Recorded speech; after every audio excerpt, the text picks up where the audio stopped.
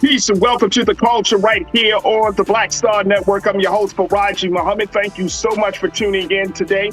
Folks, we got a great show for you. First and foremost, let's talk about Domestic Violence Awareness Month. We check in with domestic violence survivor and advocate Dee Griffin to give us her take on her story of how she was able to survive the cycle of violence. We'll have that conversation. Also, we check in with Brother Michael Inhotep of the African History Network to give us his insight about a latest poll about Black voters and the mood they have around the midterms and how age is actually a determining factor of whether the Democrats move forward or go back in this election. We'll have that conversation and a whole lot more. Plus, later, we're talking about support for military families. I'm going to discuss with one gentleman, Teron Sims, on how military families can be supported during this time of inflation and political uncertainty. So stay with us. All of that and a whole lot more is coming at you on The Culture right here on the Black Star Network. Let's go.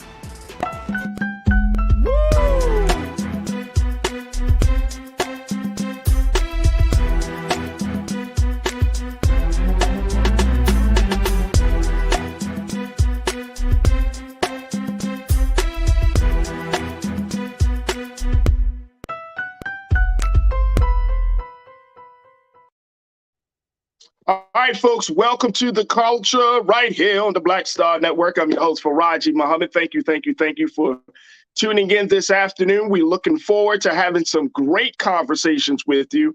Big shout out to all of those who are tuned in on our streaming platforms of YouTube, Facebook, and Black Star Network. We hope that you are going to be joining us and be a part of the discussions today. As always, my online culture crew, I see you.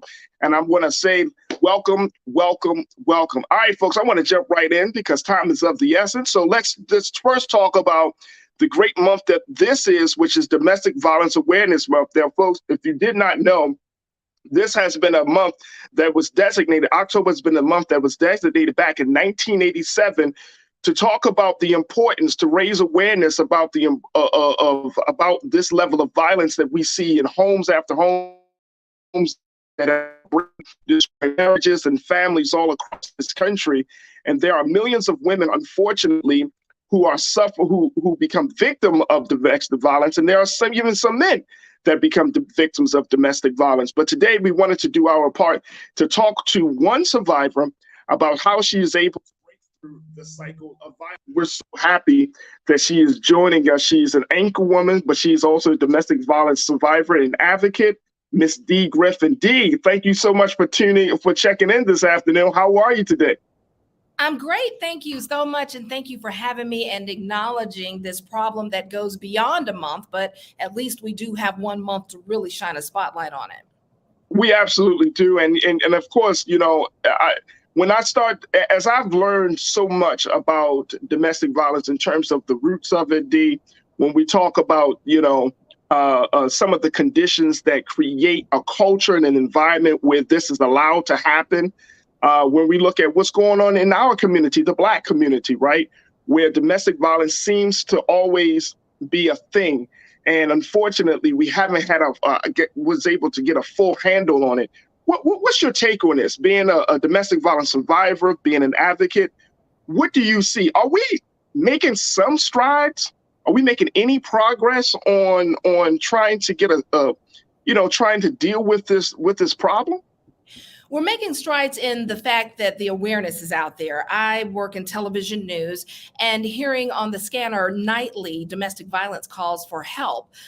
That's progress, because there was a time for many decades that victims did not feel like anyone would want to hear from them or believe them, so they would not call for help and they would just suffer in silence. So we are making strides in that regard where people are reporting it now, but we still have a ways to go to get into the mentality and get into people's minds and help them understand you don't have to take this. It's okay to press charges. It's okay to stay away from your abuser, because we're seeing now a lot of advocates say that the victim will come to court, or they will not come to court in order to protect the person who is the abuser. So there will be all kinds of ramifications that they don't want to face by reporting or charging an abuser or going with the charges against an abuser. So we still have to crack through that and let victims know that it's okay to press charges. It's okay to stop your abuser. You will have a life without the abuser. You will go on. Your children will be okay. We still have a long way to go with that, because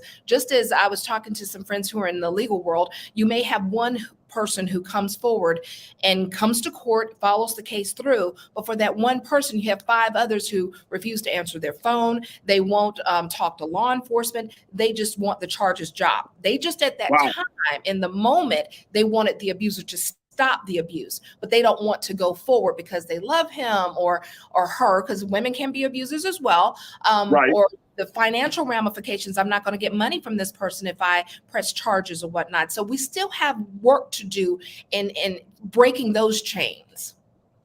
So let me ask you, and let's talk. And I'm glad that you brought up that, because I think all of those reasons, quote unquote, are the barriers that we're constantly, confronted with. So talk to us a little bit about your story, because people see you, D. Griffin. You're on television. You're reporting the news. You're living a much better, healthier whole life. You have, your family with you, but you do have a story. So share a little bit about that story. And it's interesting you mentioned that, the whole television thing. I was not the face of domestic violence, because when you think of domestic violence, you think of someone who, has lower social economic level of life, or not educated or whatnot. I was raised in a 2-parent household here in Augusta, Georgia.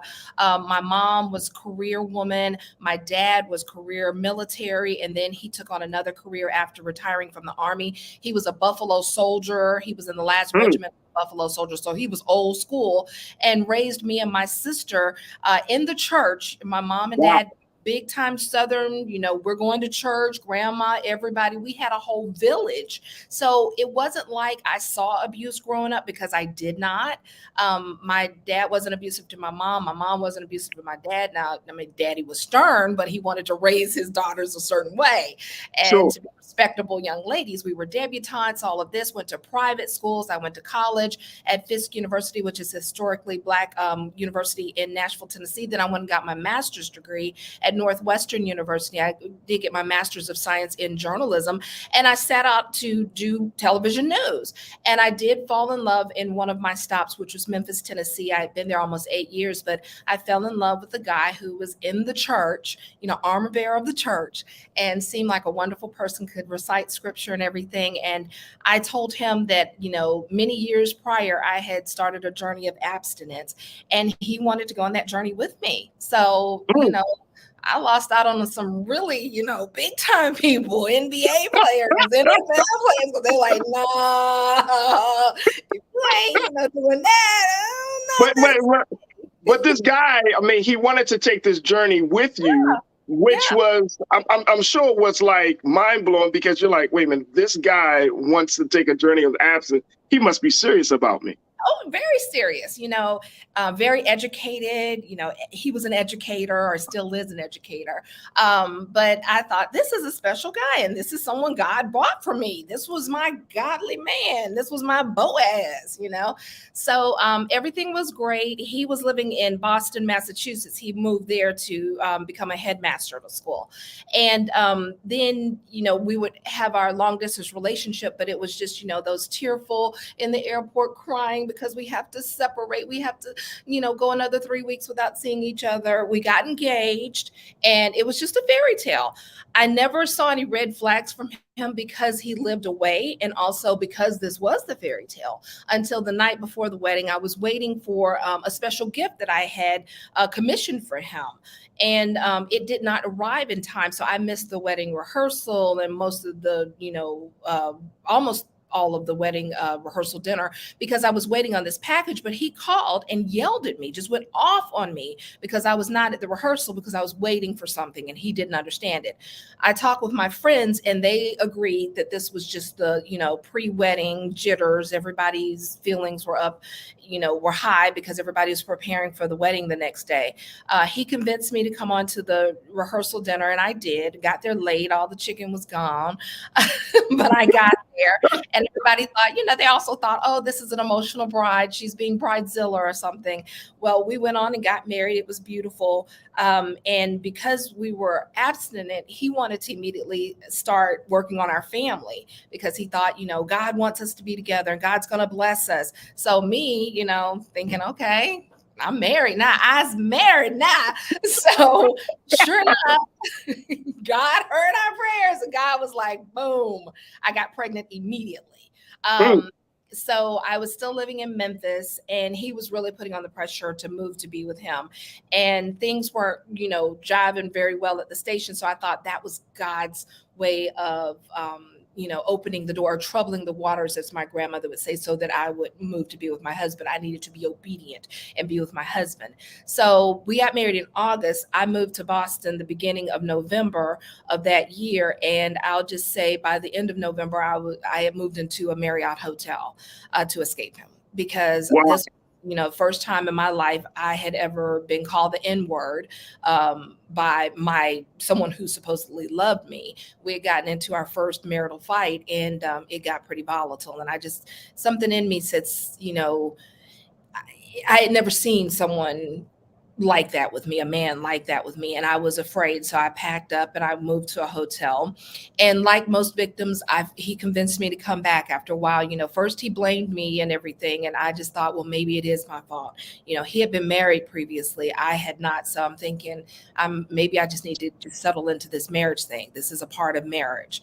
But it should not have been a part of marriage. That should not have been. And also I had this big, beautiful wedding, this big Southern Belle wedding, in right up in the paper and all of that. So how was I going to leave my husband when we had just had this huge celebration, this huge marriage, a wedding?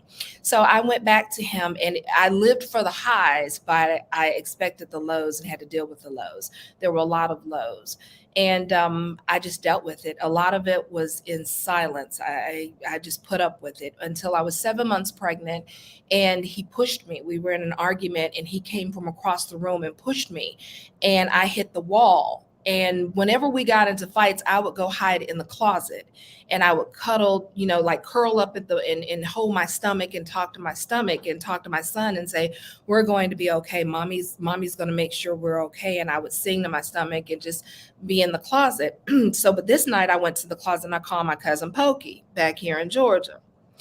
And Pokey don't sound like the type of guy.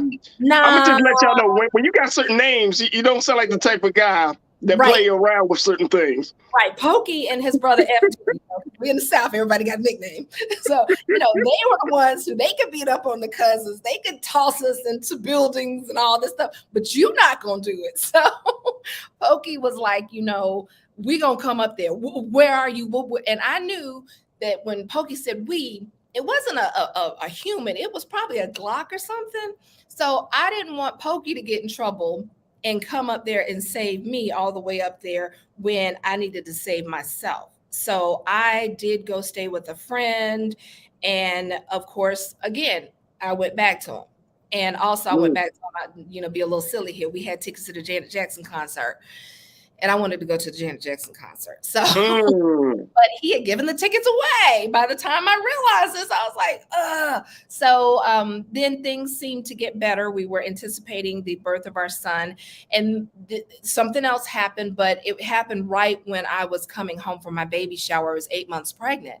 And so my mom and sister, they could tell things were not right. And my dad, I went to talk to my dad, and then he was sort of flabbergasted because he didn't understand how this could happen when he, made sure in his mind that this guy was a good guy. The guy called to ask for my hand in marriage, asked my mom, all this stuff. And my dad just could not understand how the enemy could infiltrate the camps and pull the wool over his eyes.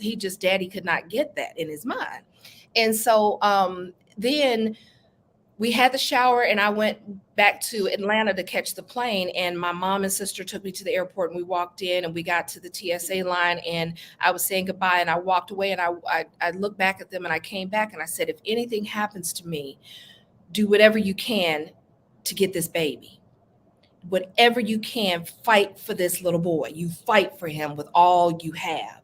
And in my room at my mom's house, I had left a piece of paper with attorneys I knew back in Memphis who could help, their information. I left passwords for all of my accounts and credit cards and things, my home, all this stuff. I left everything so that they could get it, if something did happen, because I thought when I get back, I could die. I had that feeling that I could die. So my concern was just making sure that I got to deliver my baby. That was me. Due date, D-Day was delivery in May. Just get this baby out of your stomach and whatever happens to you just happens. But I wanted my mom and sister to fight for my baby. And I went back and things were good. And then my baby was born in May.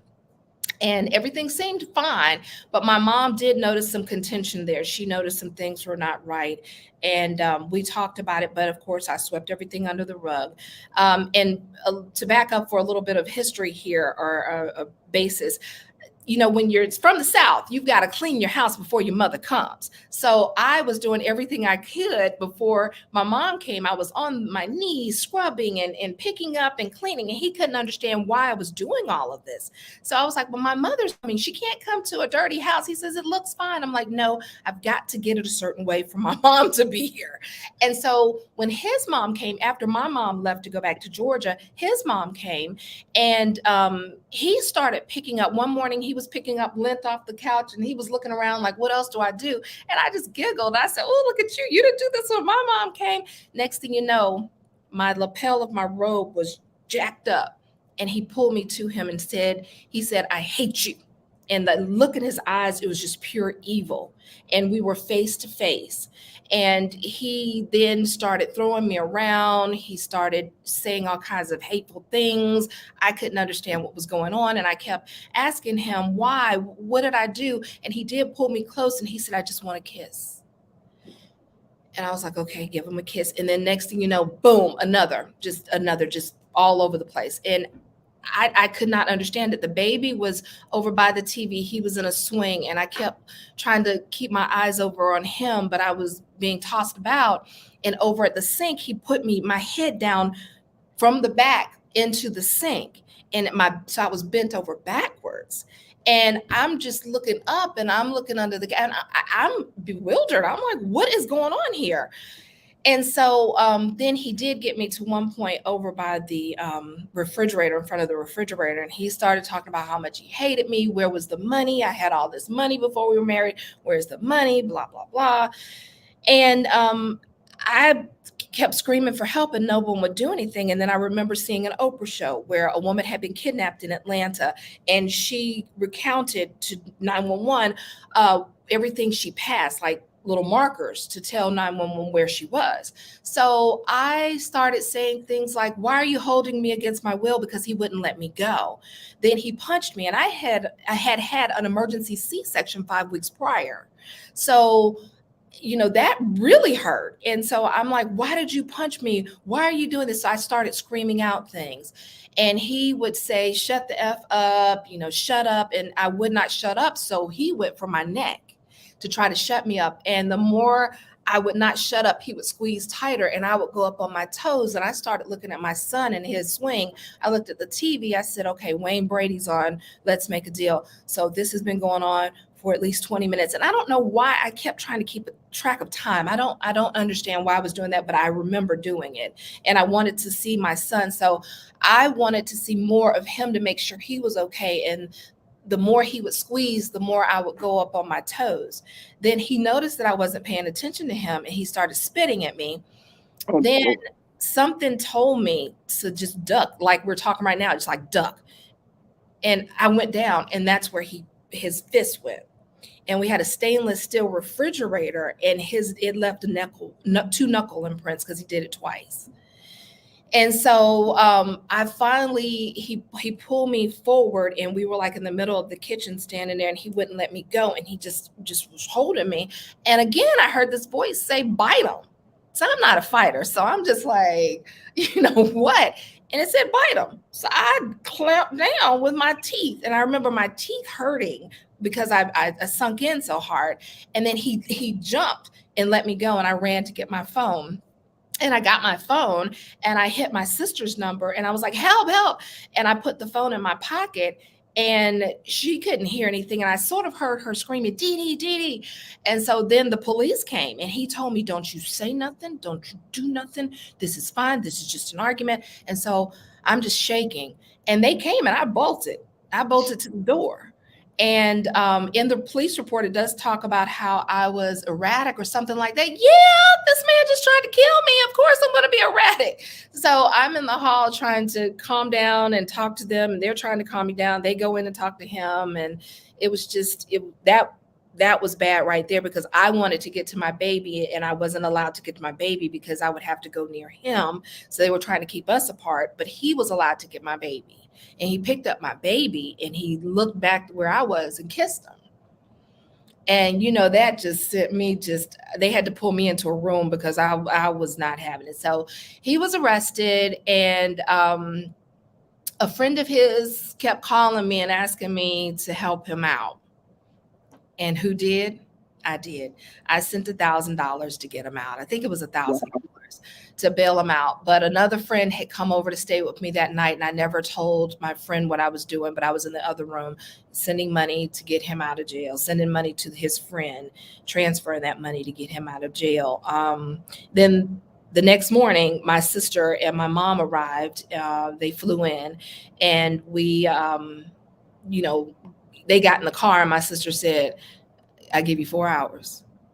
"For what? What are we doing? What, y'all are here?" She said, "We getting out. I give you 4 hours to pack, and we're gonna get out of here." And so two sorority sisters helped me pack, and we packed up the baby. I had a dog, and we got on the roads, down I-95 to Georgia. And it was hard. We stopped in Virginia, and I remember that that next day was Father's Day. And when we got on the road again, Daddy called, and he said, "Thank you for the Father's Day cards and this and that." And so he called to talk to my sister, and my sister said, "Oh, Dee Dee's right here." And he's like, "She is." So I fall into tears, "Daddy," but we had to wait to get below Virginia, because otherwise he was going to come kill him. He was going to go, World War II on him, 3 on him. So your father would have gone. Oh yeah. He was an old man, but he wasn't playing, just like my cousins and them. And so then I did get home, but the nightmare did not end, because I'm going to fast forward here due to the interest of time. But I wanted my ex-husband back. I was still a newlywed technically, so I did, try to get him back. I went back to, under the guise of, packing my stuff, and tried to beg for him to work on the marriage, and he wouldn't go for it. Turns out he was seeing someone else. He had another girl. He had a girlfriend back in Tennessee, and so she was taking his attention.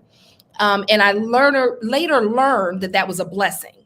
Don't think that these side chicks necessarily are a bad thing, because they take the attention of somebody who's going to kill you or threaten to kill you. He didn't come kill me because he had somebody else to pay attention to. So wow. Thank you. So I wanted my marriage. That I still look back at the text messages. I was begging and pleading constantly.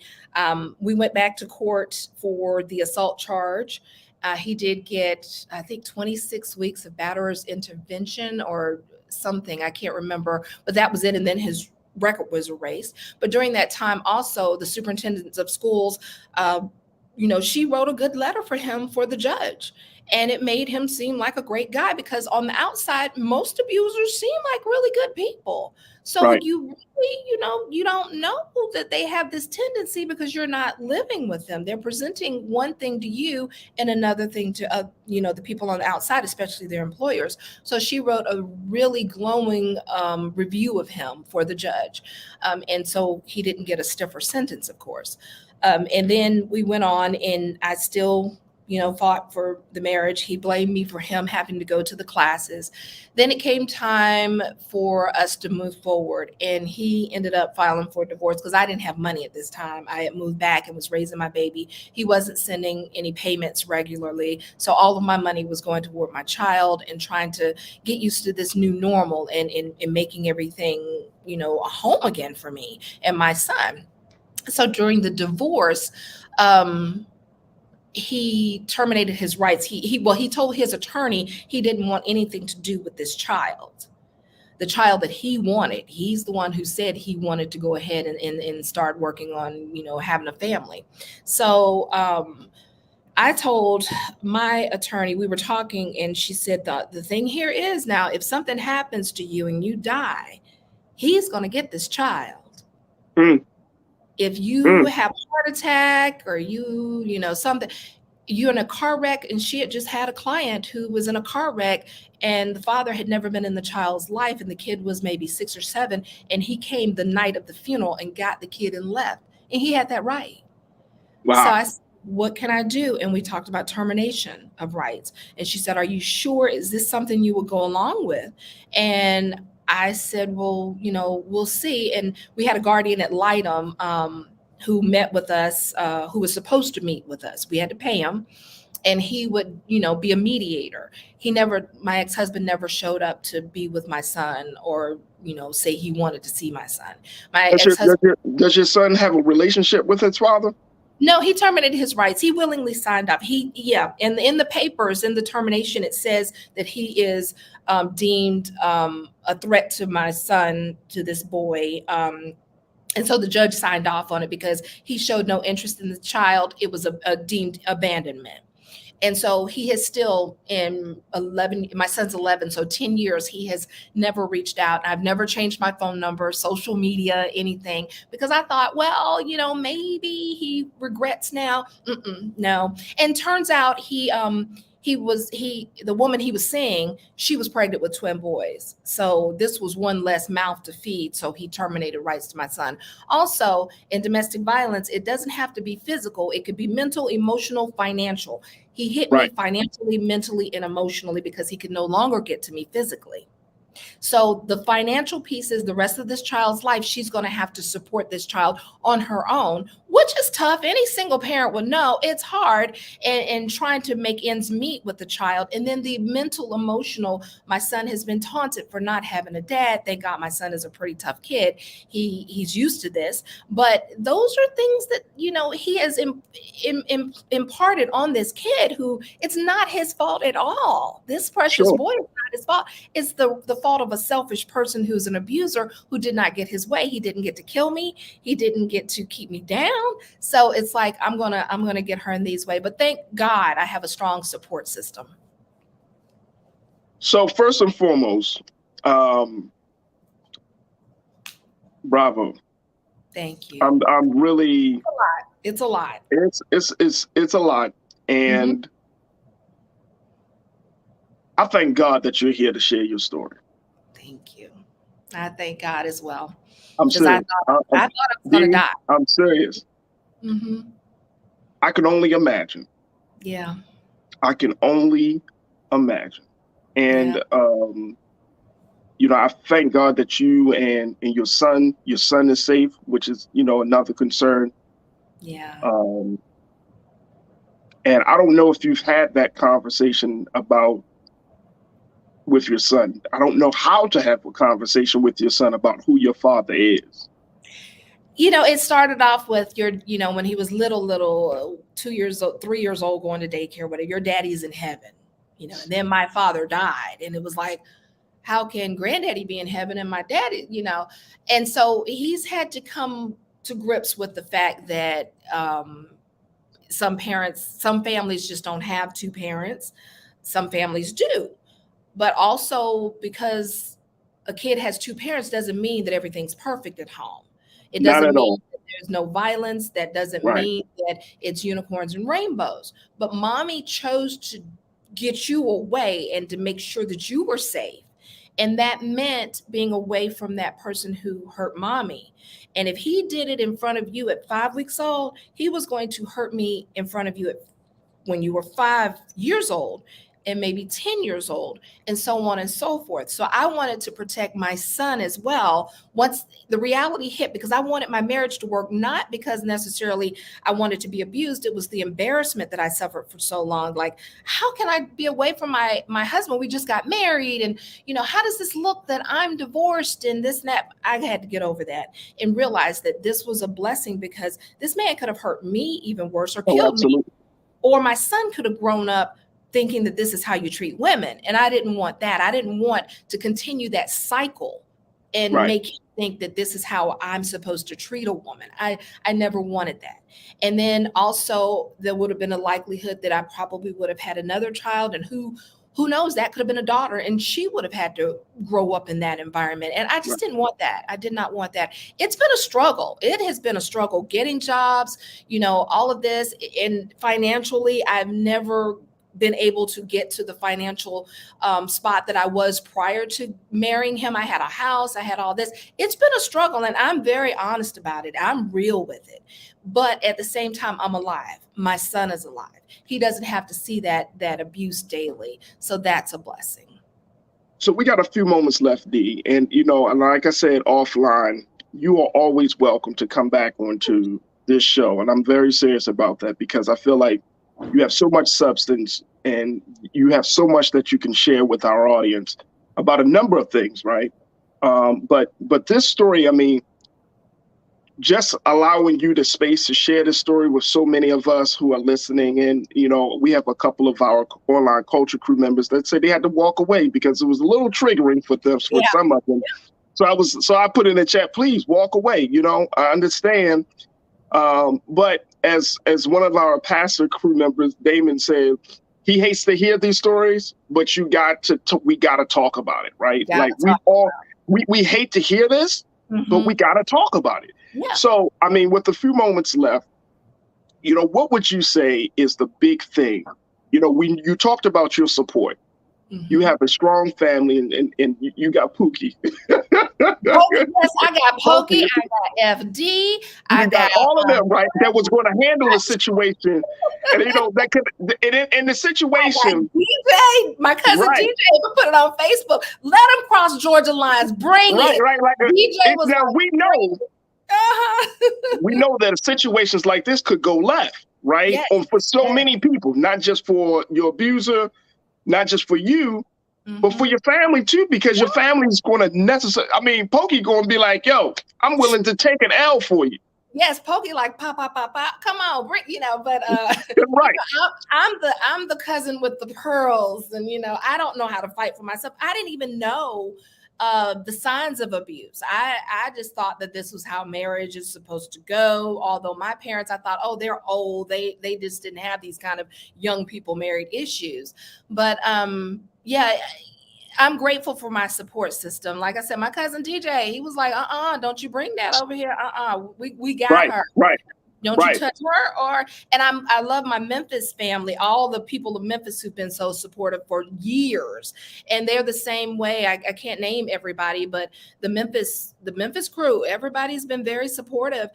But it's hard to get out. And I read one of the comments, Karen Connor, she mentors domestic violence survivors. It's crucial to leave after the first occurrence. And that is so true. It used to be that the number was the victims, they don't finally take that final step until the seventh incident, after the seventh time trying to leave. Now the numbers have gone up. It's like after leaving 8 times. That's coming back and forth. For me, it was about 4 times coming back and forth. And so, if that had not happened and I called my sister, I probably would have been on that roller coaster for longer. But if you know my sister, Dr. Dawn Griffin, she's not going to let you mess with her little sister. So she's like, oh, we coming, and let him mess with me. But also it's important to have an escape plan. And I say this For me, I was talking to my aunt recently and I said, remember my escape plan? And she said, make me remember, baby D.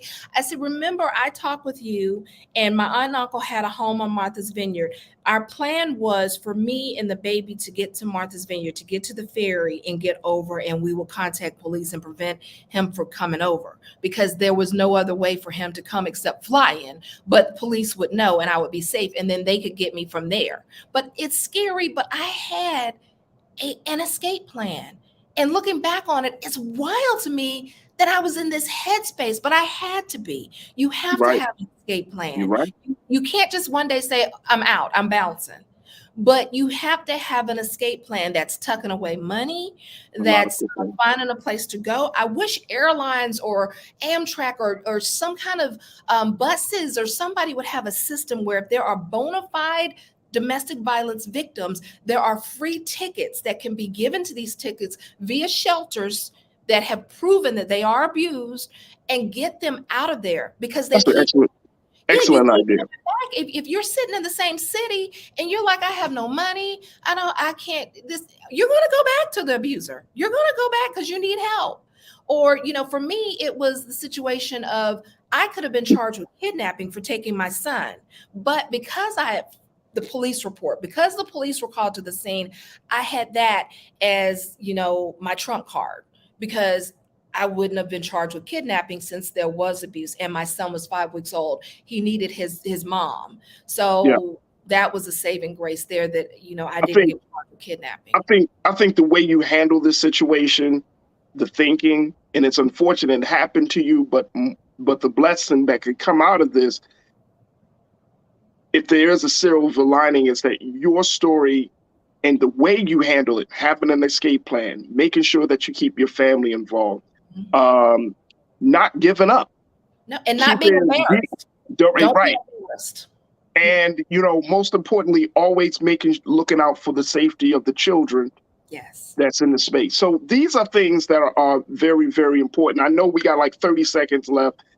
Dee, this is such a pivotal time for a lot of people. And I know that one of the big things that can contribute to a contentious household, money,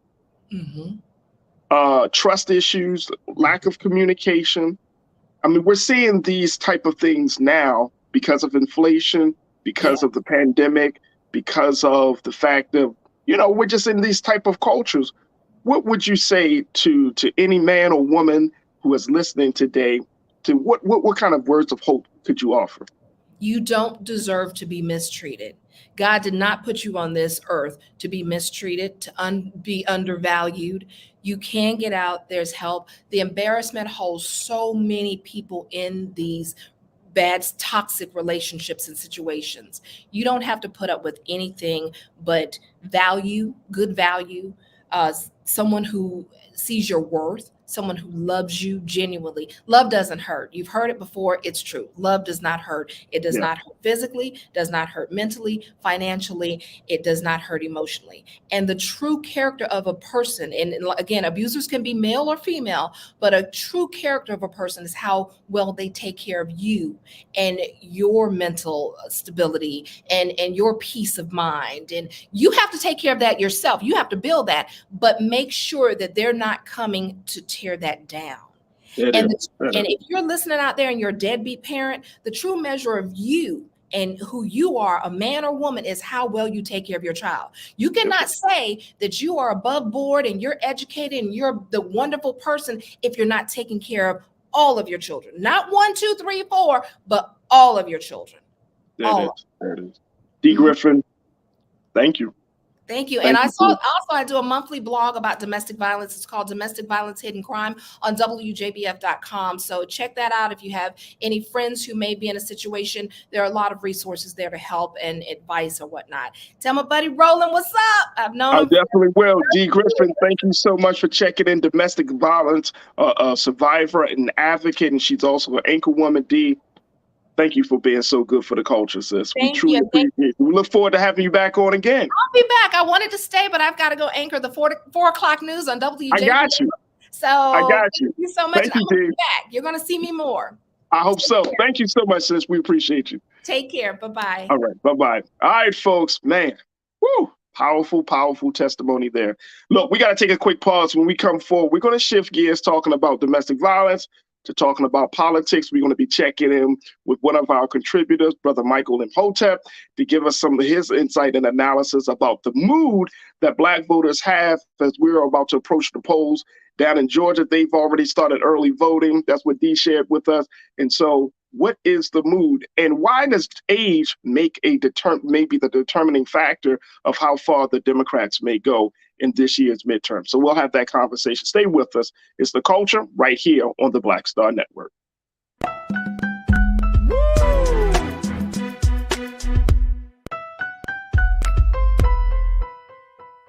Hatred on the streets, a horrific scene, a white nationalist rally that descended into deadly violence.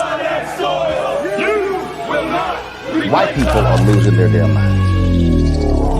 As an angry pro-Trump mob storms the U.S. Capitol, we've seen shootings. We're about to see the rise of what I call white minority resistance. We have seen white folks in this country who simply cannot tolerate Black folks voting. I think what we're seeing is the inevitable result of violent denial. This is part of American history. Every time that people of color have made progress, whether real or symbolic, there has been what Carol Anderson at Emory University calls white rage as a backlash. This is the rise of the Proud Boys and the Boogaloo Boys. America, there's going to be more of this. Here's all the Proud Boys, guys. This country is getting increasingly racist in its behaviors and its attitudes because of the fear of white people. The fear that they're taking our jobs, they're taking our resources, they're taking our women. This is white fear.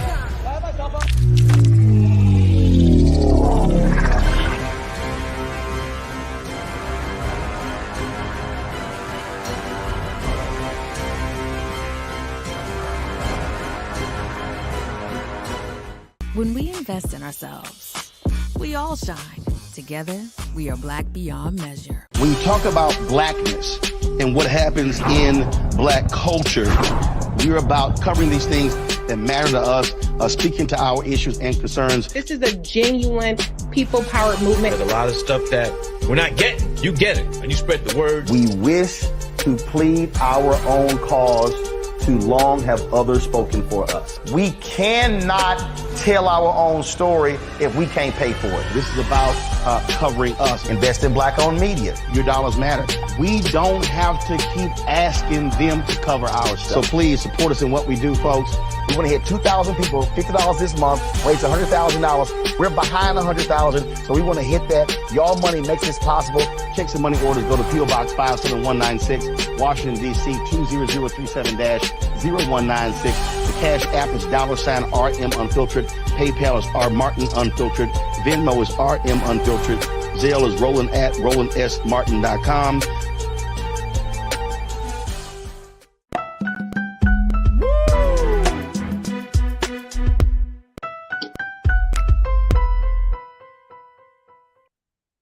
All right, folks, welcome back to The Culture here on the Black Star Network. All right, it's time to check in with one of our contributors here, Brother Michael Imhotep, who is an historian. He is a scholar, professor, and he's the host of the African History Network. And you can check out him on the AfricanHistoryNetwork.com to get all the latest news and information that he's putting out. It's really, really, really good for the culture, talking a lot about our history, to talk about how our history in the past relates to where we are in the moment. So we're always happy to have him on to bring us the insight and the analysis that we need to understand what's going on. And so, Brother Michael, again, thank you so much for joining us today. How you doing, dear brother? Wait a minute, we got you on mute, brother. I'm all right. How you doing today? I'm good, brother. Peace. Good to have you, brother. Good to have you. All right, Brother Michael, let's talk a little bit about something around Black voters' mood and this year's midterm. We're seeing something very different. I mean, of course, we have been talking about the midterm elections. Our sister Dee Griffin shared with us offline. The early voting has already started in Georgia, folks. And if you're down in Georgia, she said the lines, Brother Michael, round the corner. Yes. So if you're down in Georgia, y'all need to vote. Absolutely. That's all it is. Y'all need to vote because two big races are that the whole country, not just the state of Georgia, the whole country is looking at. Gubernatorial race with our sister gubernatorial candidate and advocate Stacey Abrams. She's going against the current governor, Brian Kemp. This is the second time that they've gone against each other. He only won by a slight margin the first time. And then also we're looking at in the Senate race, Herschel Walker for the Republican side. Right. Right. And Raphael Warnock. So two big races. Now, outside of the midterm situation, this is what it was reported as we're talking about what is the current mood right now. And of course, the mood is being determined and tempered by age, economy, and racism, according to a new survey by the GRIO and KFF survey. They found that a number of determining factors might be the one factor that brings either success to the Democrats and to Black folks, or they may not bring success. But here's what they said in this report. And Keena, let's go to this first quote. It says, even though Black voters have a clear preference for the Democratic Party, relatively few, 22% said that Democrats represent their interests very well. Age is a key determinant in Black voters' outlooks and perceptions going into the midterm elections. Voters ages 18 through 49 and over 50 had different views on how they felt about President Joe Biden and Vice President Kamala Harris's performance in the office, and if they should serve again. 69% of Black voters overall approve of how Joe Biden handled his job as president, but there's a 23% point gap, 59% versus 82%, and how 18 to 49-year-olds and those over 50 feel about Biden. All right, I wanted to kind of key in on this and take a look at it because this looks at a number of different factors that could be the big shift for Black voters in this year's midterms. But I wanted to look at this age piece, Brother Michael, because this seemed very fascinating to me. What do you make of this? That 18 to 49 are not sold on President Biden and Vice President Kamala Harris right now? Well, number one, I would ask where they're getting the information from about politics and what has been accomplished by this administration. Number two, when you are older, you have a longer yardstick to measure people against. For instance, my parents were born when Franklin Roosevelt was president during World War II. My parents have lived through Roosevelt. They lived through Nixon. They've lived through Kennedy. They lived through Eisenhower, Harry Truman, Bill Clinton, Ronald Reagan, George W. Bush, President Barack Obama, Bush the son, Bush Jr., George W. Bush, etc. Right? When you go in August 28th, 1963, you had the March on Washington, the March for Jobs and Freedom. In June of 1963, there was a march up and down Woodward Avenue here in Detroit that Dr. King led. My mom was in that march, June 1963. She ain't marched next to Dr. King like a lot of people say they did, but she was in the march, right? So when you go talk to my parents about politics, you need to know what the hell you're talking about because they've lived through all that. They've seen all that. So when you're 18 to 49 and maybe you haven't read the U.S. Constitution, maybe you don't study politics or follow politics on a regular basis. Maybe you don't understand that neither one of these parties or candidates, any of them, are perfect. But you're comparing one party's record and one candidate's record against another. Okay, there's a difference. And then also when you talk to them about how to get things accomplished, like for instance, like a lot of African Americans will say, oh, well, we didn't get the George Floyd Justice and Policing Act. So you're thinking about not voting, but you're going to let Republicans take back control of the House and the Senate. And they're the ones that blocked the George Floyd Justice and Policing Act. The George Floyd Policing Act passed the House of Representatives March of 2021 by a vote of 220 to 212. All the Republicans voted against the bill. And then it was lying ass Senator Tim Scott who lied, and he blocked the bill in the Senate.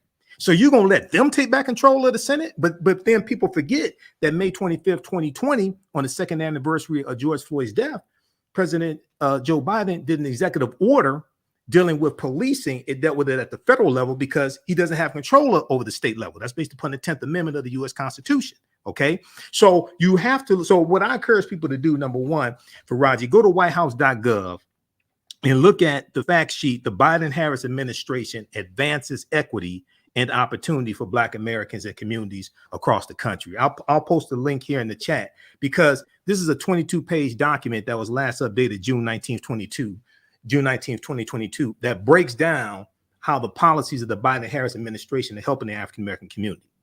It was last updated February 28th, 2022. I talk about this when I'm on Roland Martin Unfiltered, and outside of me, I don't know anybody else that talks about this document. It goes category by category, whether you talk about the American Rescue Plan, whether you talk about the infrastructure bill, and then I'm not even sure if this includes the Emmett Till anti-lynching bill, but that's something that's very important. But also you look at what just happened with student loan forgiveness, okay? A little more than 25% of African Americans are going to have the remaining balance of their student loan debt wiped out. 500,000 African American families are going to be moved from a negative net worth to a positive net worth because of that one policy. Republicans overwhelmingly are against it, and you have Republicans filing lawsuits or preparing to file lawsuits to block the student loan forgiveness. So you have to understand it's not only about what someone can do for you or what a candidate or party can do for you, is also understanding how to block what other people are trying to do to you. And you have to, don't compare the Democrats to the almighty, compare them to the alternative, because the alternative are Republicans. Wait a minute, Brother Michael. Why are you dropping some jewels like this? Don't compare Democrats to the almighty. Yep. And don't compare them to compare them to the alternative. Look at how Republicans have been voting. Go to congress.gov. Congress.gov is number one, where you can read all these bills that are being posted in the Congress and being passed.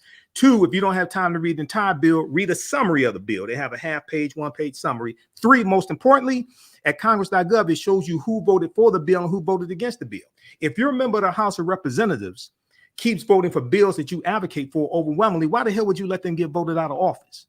Because most likely the person that's going to replace them is going to be against your interests. If you're two members or one or two members of the U.S. Senate keep voting for bills that you advocate for, why the hell would you let them get voted out of office? Because if Republicans take back control of the Senate, they're going to stop all or most of the federal bench nominations of President Biden. And they're going to probably block any Supreme Court nominations that he makes as well. This is what happened to Merrick Garland back in 2016 and when he was nominated by President Barack Obama. This is what happened to an African-American woman named Myra Selby, who was a judge in Chicago, and she was nominated in 2016 by President Barack Obama to be a federal judge over the 7th Circuit Court of Appeals, okay? And they blocked this African-American female judge. Mitch McConnell was in control of the Senate.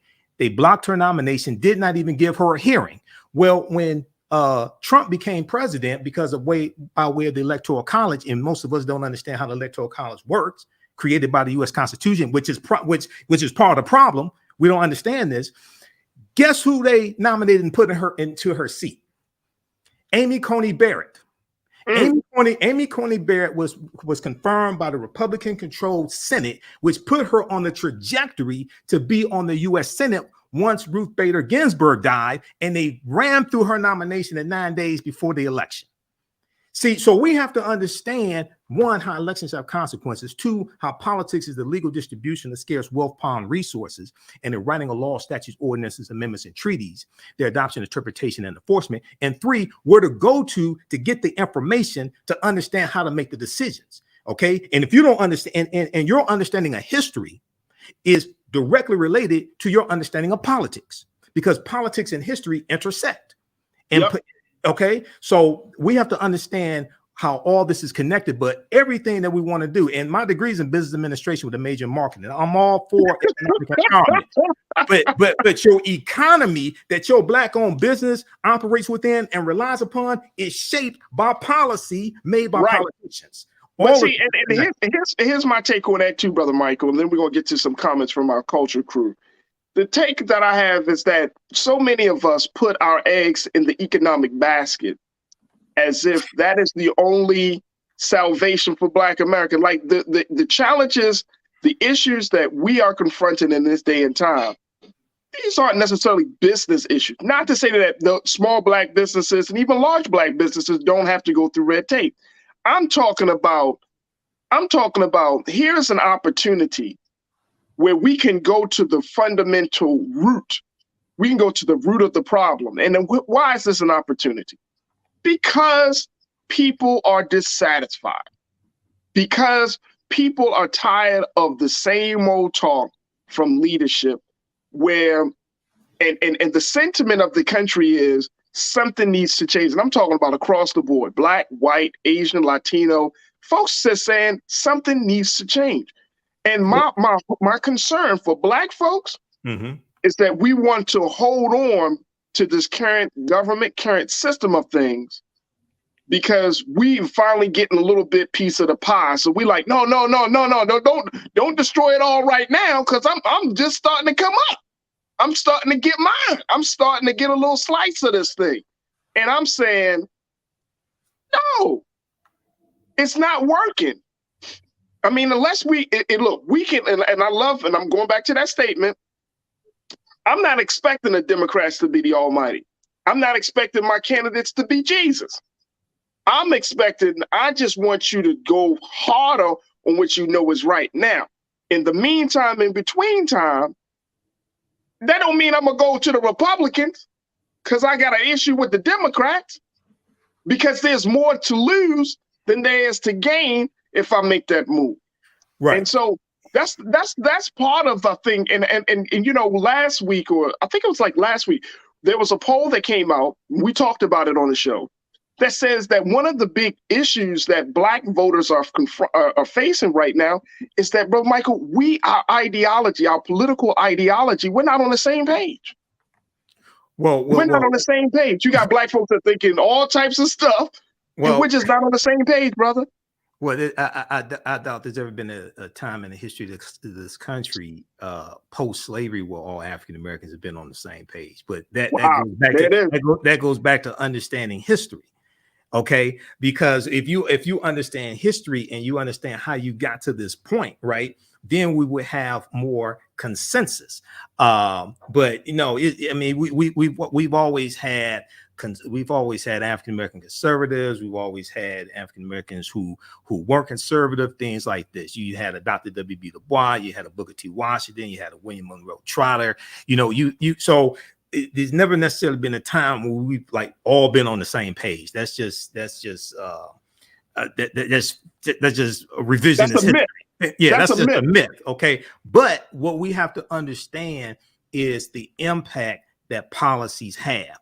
To understand policies that you need to advocate for, you need to understand history and understand how you got to where you are and what the present conditions are, to understand what policies need to take place to address the conditions. Okay, so a lot of, and oftentimes I hear people, it's just like, for instance, people will say, oh, well, the Asians got a hate crime bill. Okay, they call it the Asian hate crime bill. Well, if you go to congress.gov and actually read the bill, number one, is called the COVID-19 Hate Crime Act. Number one. Number two, it is not specific to race. If you actually read the bill, and this is a short bill, because what the bill does, it deals with allocating more money for data collection, when it comes to hate crimes. It's not specific to Asian Americans, number one, number two. And then number three, the first hate crimes bill ever passed in the history of this country was signed into law in 1968 by President Lyndon Johnson, and it was part of the Fair Housing Act. And it was because of the civil rights movement, and it largely was for and because of African Americans. Right. That's the 1968 Hate Crimes Act. So they skip over that, and then also they skip over the Emmett Till anti-lynching bill. Last time I checked, Emmett Till was Black. They skip over that, and that's the first anti-lynching bill that's been passed, and it took us 122 years to get that bill passed, since 1900, when Representative George Henry White of North Carolina, who was a Republican, and he was the last African-American left in Congress after Mississippi and South Carolina and Alabama and Louisiana rewrote their state constitutions to impose poll taxes and literacy tests, and the African-Americans who were in Congress all got wiped out because they suppress the African American vote, just like what they're trying to do now in states that have Republican dominated state legislatures. Yeah, this is what happened after Reconstruction ended. Okay, so it took us 122 years to get the Emmett Till anti-lynching bill. I find it interesting when people say, "Oh, agents got a hate crime bill." They don't mention the Emmett Till anti-lynching bill. This goes back to your understanding of politics and laws and policies and what has actually been accomplished in this past 2 years. And very important, so what's happening now is Republicans are focusing on crime and they're focused on inflation. Okay. Right. And we've seen a tightening in the races, like in Wisconsin, Mandela Barnes versus that dumbass Senator Ron Johnson, and in different races, we see a tightening in the races. Even in Reverend Raphael Warnock is 4 points ahead. He's like 48-44 against Herschel Walker. Right.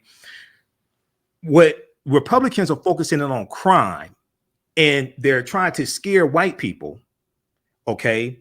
And say if these Democrats win these seats, especially like Mandela Barnes in Wisconsin, they're going to be soft on crime and things like this. This goes back to 1988 presidential race. George W. Bush, the father, against Mike Dukakis, who was the governor of Massachusetts. And they had the Willie Horton ad that ran in 1988. Which I remember that ad. It was a racist ad, right? And Willie Horton was a black man who was serving a life sentence for murder, okay, in Massachusetts, and he got a weekend furlough, and he ends up raping a white woman, killing her husband. He breaks into the house, things like this, right? And they made this a big deal during the campaign, and they were saying that Democrats were weak on crime. And that if Mike Dukakis becomes president, he's going to be weak on crime. He's not going to be able to protect you. And they were appealing to white voters with this. And George W. Bush ends up winning, okay, the presidential election. So Republicans are running the same campaign now, but it's even worse because now they're saying, "Oh, Democrats are defund the police." Oh, these black candidates. Last night in the debate between Abrams and Kemp, he tried to say that Abrams was for defund the police as well. And this is being weaponized. Now, this is why I said from the beginning, defund. Don't take this the wrong way, everybody. I said defund the police was dumb as hell. That slogan is, as somebody has a degree in marketing and has worked in marketing and sales for years, that's one of the worst slogans I've ever heard in my life. Okay, and Republicans are weaponizing that now with increases in crime. Okay, you ain't gonna win none of these statewide races talking about no damn defund. But we don't understand that. We don't understand that on a statewide level, and most of the voters are white. And you think you're gonna jump out here talking about defund the police? You must want to lose. No, you got to have a holistic approach to policing. Okay, right.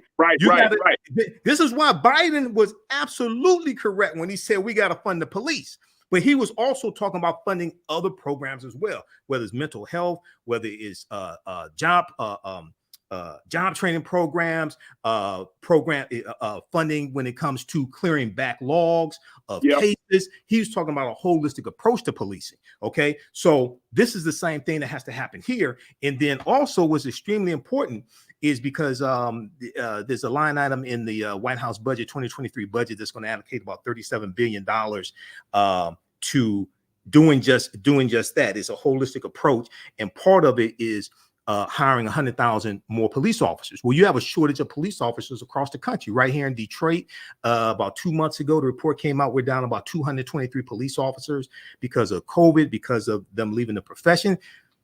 What the NAACP, National Action Network, Urban League, what all the activists should be talking about is encouraging African Americans to apply for these police departments and get these jobs, the right type. We have the opportunity to apply to these police departments and become the type of officers who we say that we want to see. If you want officers that de-escalate situations as opposed to escalate situations, if you want officers that respect people's humanity and treats them with respect, if you want officers that only use lethal force as a last result after they exhausted other means, where are you going to get them from? We should be applying to those departments and become the type of officers that we say we want to see. More and more police departments are implementing a policy called duty to intervene, which means if you see police brutality going on, you see something going wrong, you have a duty to intervene and stop it. Some of the first people that need to apply for these jobs are the activists, because they can go into the police departments, and when you see stuff that you've been protesting against, guess what? Now you got a badge. Now you can intervene and help stop that, help expose it. Okay, so this is a real opportunity for us to really shift what's taking place, especially in communities where African Americans are the majority of the population. And that is a message that's not being promoted. We should be promoting that. I think I don't hear him. Okay, there we go. Brother Mike, I got to take a quick pause. Yeah. When we come back, we're going to get some comments from our culture crew, our online culture crew, as you've been dropping all this knowledge, and get with their take on it. Nah, brother, you're dropping it. You're making some valid points. So we're going to hear from our culture crew, get some questions, and continue the conversations as we continue to talk about Black moods as we're approaching the midterm elections, folks. We're just a couple of weeks out. States are already in the early voting period. This is a very, very pivotal time. And we need to be very clear about where we stand and what we're voting for. We're going to continue to have that discussion. So stay with us. That's up next here on The Culture, right here on the Black Star Network.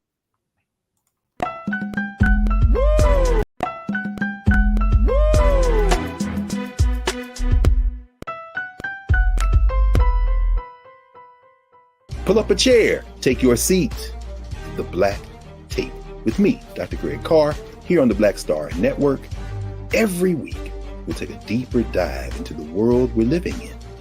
Join the conversation only on the Black Star Network. Hatred on the streets, a horrific scene, a white nationalist rally that descended into deadly violence. White people are losing their damn minds.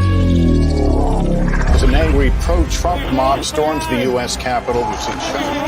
We're about to see the rise of what I call white minority resistance. We have seen white folks in this country who simply cannot tolerate Black folks voting. I think what we're seeing is the inevitable result of violent denial. This is part of American history. Every time that people of color have made progress, whether real or symbolic, there has been what Carol Anderson at Emory University calls white rage as a backlash. This is the rise of the Proud Boys and the Boogaloo Boys. America, there's going to be more of this. Here's all the Proud Boys, guys. This country is getting increasingly racist in its behaviors and its attitudes because of the fear of white people. The fear that they're taking our jobs, they're taking our resources, they're taking our women. This is white fear.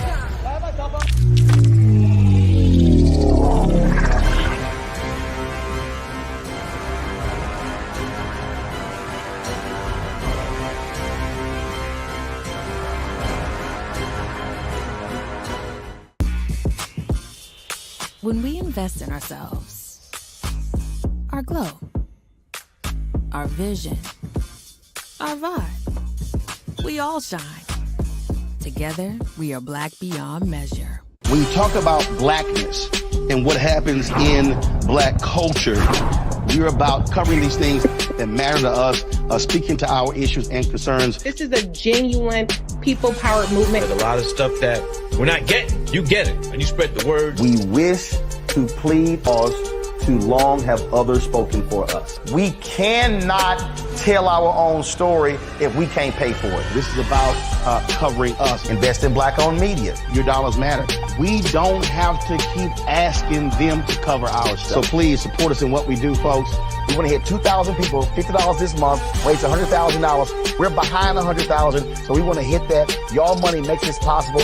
Check some money orders. Go to P.O. Box 57196, Washington, D.C. 20037-0196. The Cash App is $RM Unfiltered. PayPal is R Martin Unfiltered. Venmo is RM Unfiltered. Zelle is Roland at RolandSMartin.com. When we invest in ourselves, we're investing in what's next for all of us. Growing, creating, making moves that move us all forward. Together, we are Black beyond measure.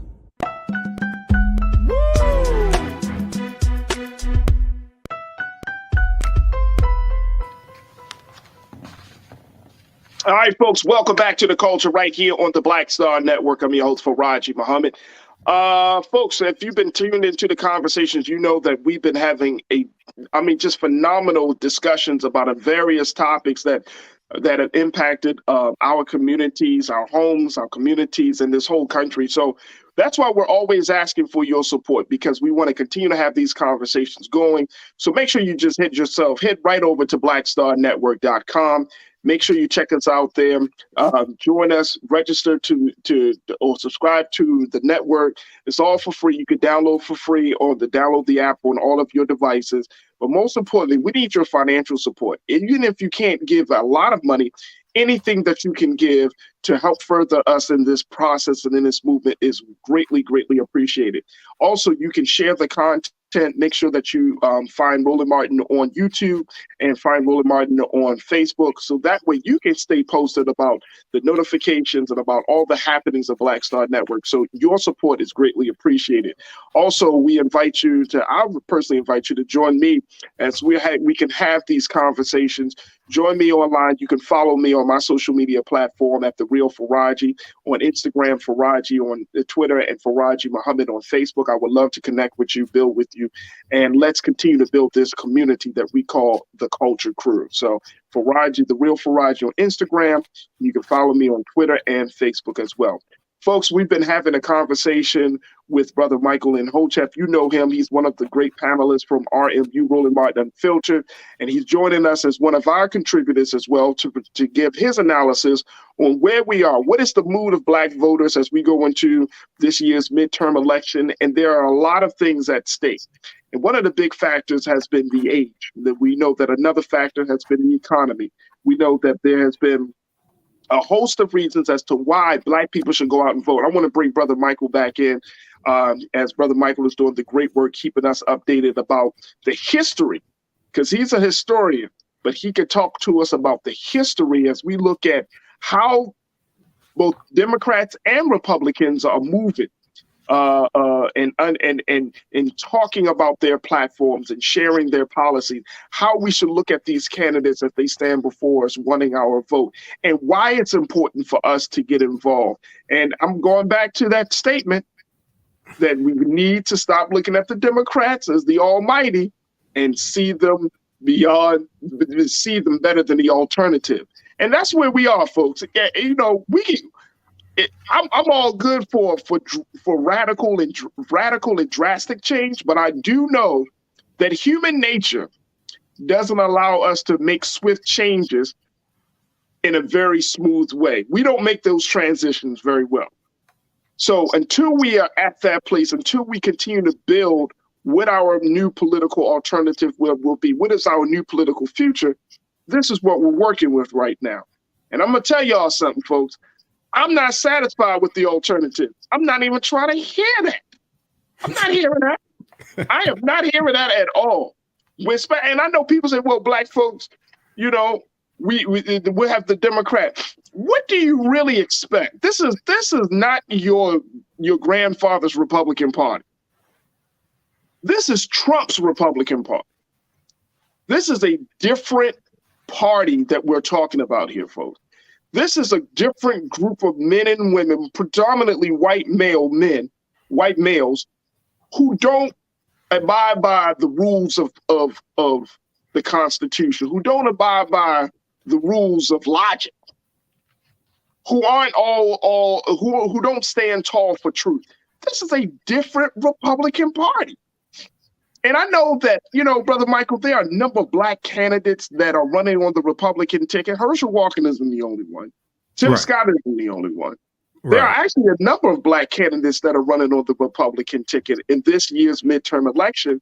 Mm-hmm. And Black people are saying that, you know, we had one of our culture crew members yesterday and say, look, we need to spread out. We do need to infiltrate the party. And I push back on that, bro. I really push back on that because I'm like, what kind of strategy is that?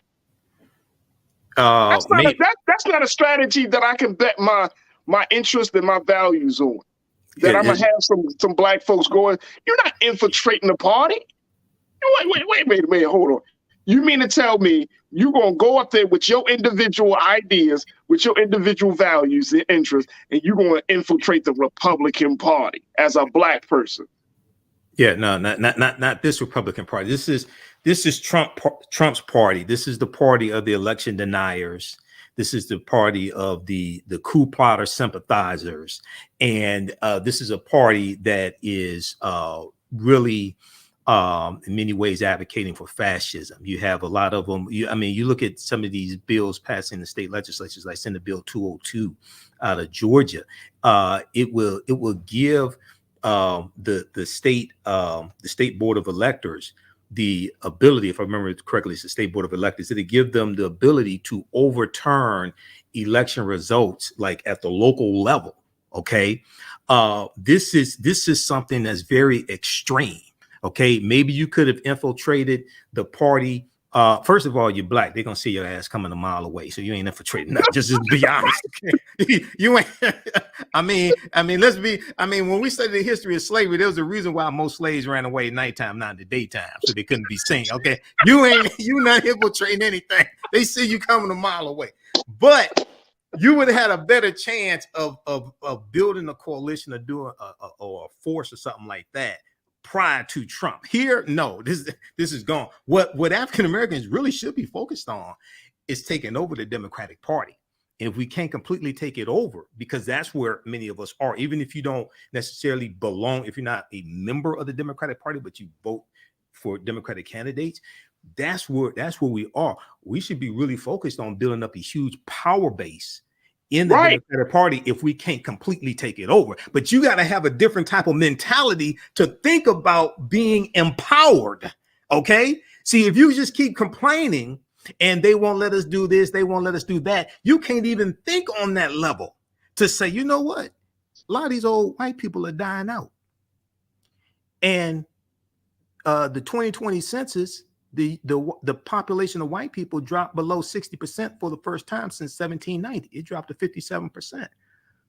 You know, when we look at policies like the Emmett Till anti-lynching bill, we look at policies like student loan forgiveness, we look at these policies that disproportionately benefit African Americans. You know, we should focus on really building up a power base here, because that's where we are already. You got 59 members of the Congressional Black Caucus, which is the largest it's ever been. Right. We should be focused on taking this thing over, like the coup plotters and QAnon and the Trump supporters took over the Republican Party. But you gotta have, see, you gotta have self-esteem, self-development, self-worth to even think on that level that you can take over something like that. But see, that's what I'm saying, bro. That's exactly what I'm saying. Like, if we're trying to create a revolution if you want to create a revolution, right? Mm-hmm. The ground is much more fertile, I think, on the Democratic side than it is on the Republican side, right? Yeah, absolutely. There are already sentiments, and I'm not saying that we completely if you want to uproot the party, that's fine. My point is, though, you have the sentiment of change, the sentiment of revolution, the sentiment of change, of wanting to see things better. The Democrat Party, of course, it is not the be all in all. We already know that. It's a big tent party. It's the big tent party, right? Mm-hmm. And look, if you speak the language of the people, because I was always taught, as many years I've done activism work, speak the language of the people. What is the language of the people today? Mm-hmm. The people really want justice. Yeah, right. The people yearn for truth, right? The people really want equality, right? You speak the language. I don't care if you go to any white man, if you go to any Asian man, your Latino brother, a black man, you speak this language. Mm-hmm. Then guess what? You're going to find yourself an ally. But you got to, and like you said, bro, you got to have the mindset to be able to say, okay, I'm going to come into this space, and I'm gonna get a better assess the lay of the land, and then I'm gonna start plotting seeds, right? And then I'm gonna start, because you're talking about any type of political revolution, but political revolutions come from understanding how politics work. It comes from understanding how these political parties have been in power for so long. We got to do our homework, bro. We really got to do the homework and understanding this. Let me go to a couple of the comments because folks have checked in, Brother Michael. Let me just say this very quickly. When I say take over the Democratic Party, I don't mean take over to do people harm. No, I got you. That's not what I'm talking about. Because policies that are good for African Americans are good for America in general. Okay, but that allows us to be able to push our agenda, push our issues the farthest, and get the most accomplished. And I'm glad you mentioned this, and I want to get to it. That's the point. Mm-hmm. The point is, what platform is going to take us further along? Right? What's going to give us further along to get our things across? Now, here's the thing: we gotta speed up the time because we got generations behind us that are expecting us to win. We need to speed up the time. We don't have the time or the liberty to just sit back and just be like, well, we're going to wait on it. Because there are some folks that are in the Democratic Party that say, well, we got to take a time. No, we don't have the time to wait no more. Right. You know what I'm saying? Like you can't wait on this. And Biden, even the president himself is constantly being pushed. Don't think because if y'all remember President Biden from 30 years ago, and I've watched Brother Michael some tape when he spoke to the NAACP in Baltimore. He was at their convention years ago, and he was talking all this stuff. Basically, things are going to change, but you got to wait. You got to wait. This ain't the same Biden. This dude this president that we see here, he's being pushed constantly. Right. Well, the circumstances have changed also because you have a entire political party, the Republican Party, that is like anti-constitution. You got so the times. This is not the same Republican Party from 20 years ago or even 10 years ago. Okay, so yeah, there's a sense of urgency that's taking place right now. There's causing them to realize. Yep, and the information is coming. The information is coming. I'm sorry, brother. I was just going to say, look how fast Trump or MAGA Republicans are spreading their message. Mm-hmm. You got to move with the pace, as Dr. King said. The urgency of now. You got to move now. Yep. You got to move like this is it, man. And then check this out. Here's the other part, and I'm definitely going to get to your comments very quickly. But do you know? And I know you know this, Brother Michael, but I'm saying this to our audience. In this poll with the Griot, in the New York Times Siena poll that they just did, they're finding out. Do you know, folks, that more Americans are becoming more accommodating to anti-democratic candidates in this country? That this may be the first midterm election or the first election, national election, where, guess what? People who have touted anti-democratic beliefs, values, they're not being pushed to the side. They're actually being welcomed and accommodated. We're seeing this. You're talking about Democrat with a small d, not Democratic. Right. I'm talking about this order of things. Exactly. There are anti-democrat people that don't necessarily election deniers. Yes. Election deniers. They really don't care about the Constitution. Right. They really don't. They're trying to shred the Constitution. But the other thing is Republicans, if they get 38, if they get control of 38 state legislatures, they want to have a constitutional convention. Right. We talked about that. Right. Okay. Now, this is the cancer of Donald Trump. This is a result of Donald Trump. Right. And this is what I was warning. I was warning people in 2015 and 2016 about Trump and said he had to be stopped. And people thought I was playing games. And I said, no, you understand history. Trump was a combination of Richard Nixon and Governor George Wallace of Alabama. Okay. Can you throw Pat Buchanan in that mix too? You could throw Pat Buchanan in there, but especially Governor George Wallace and Nixon, because Trump ran on the platform of law and order, which is a throwback to Nixon. Right. But Trump has a love for dictators, and he wanted to present himself as a strong man.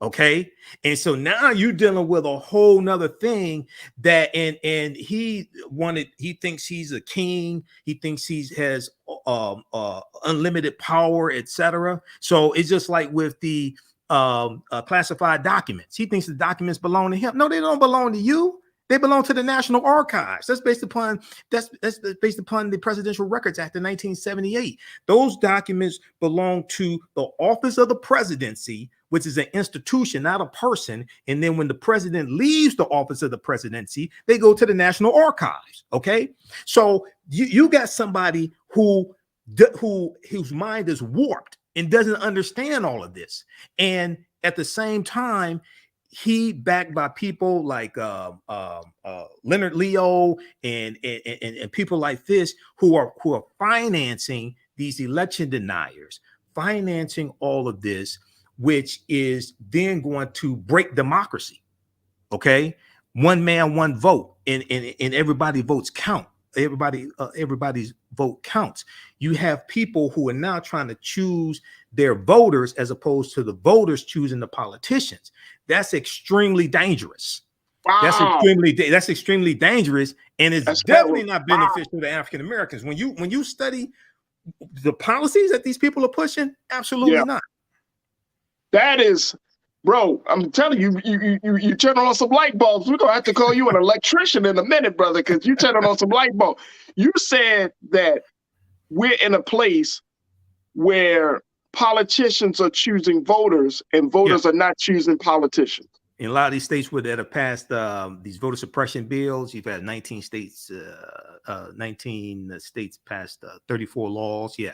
And they're trying to pass more of these. Exactly. They're trying to pass more of these. The other thing that's happened is that Trump and his people, what they've done is they've recruited a lot of poll watchers, Republican poll watchers, who and these are people who are being trained to challenge votes, things like this. And this is creating a whole problem when it comes to getting poll workers, the volunteers, et cetera, because a lot of the veteran poll workers, they have left because oftentimes it's not a safe environment. They've been getting death threats, things like this. And many of them are being replaced by these Republican poll watchers and poll workers, okay, who have an agenda. Okay, so this is like really, really dangerous. That's what's taking place right now. This is even more reason why we have to understand that elections have consequences and how important it is to vote in midterm elections. Democrats have to maintain control of the House, increase their lead, and maintain control of the Senate and increase their lead. Because if you can net 2 Democratic senators, then you can do carve-outs to the filibuster. You can get the George Floyd Justice and Policing Act. You can get the John Lewis Voting Rights Act passed. You can get other bills like the Moore Act, which did pass the House of Representatives, and only 3 Republicans voted for it. And that dealt with decriminalizing marijuana at the federal level, right, and expunging marijuana convictions going back to 1971. This goes beyond what Biden just did with his pardons for marijuana conviction. Okay, but this has to get passed in the Senate, and currently you need 60 votes in the Senate to do that. You don't have 60 votes in the Senate. It's just like the Crown Act that dealt with prohibiting discrimination against hairstyles, especially African-American hairstyles. That ties to educational opportunities, and economic opportunities.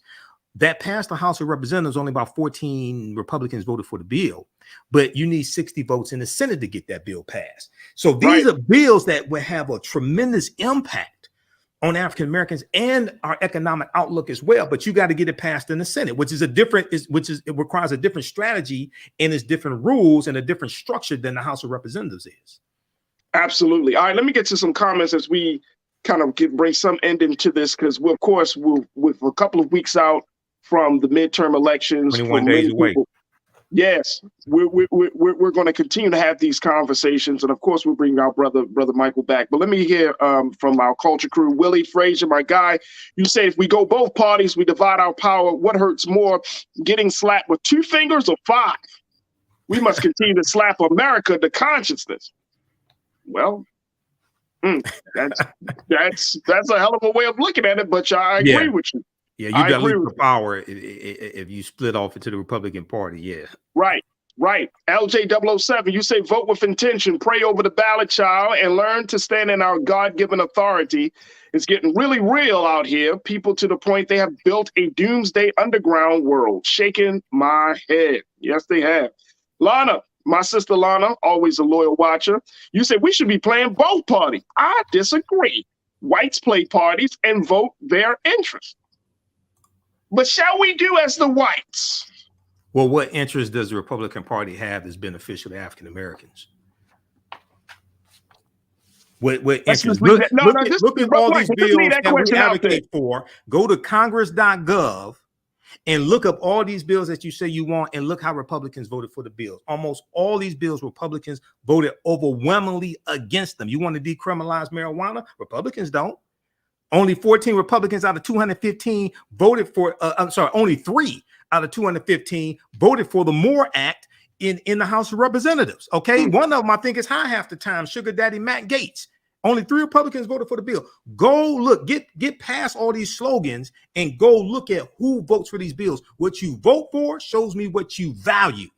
This is what we have to understand. This is why congress.gov is such an important website. That's it. I love it.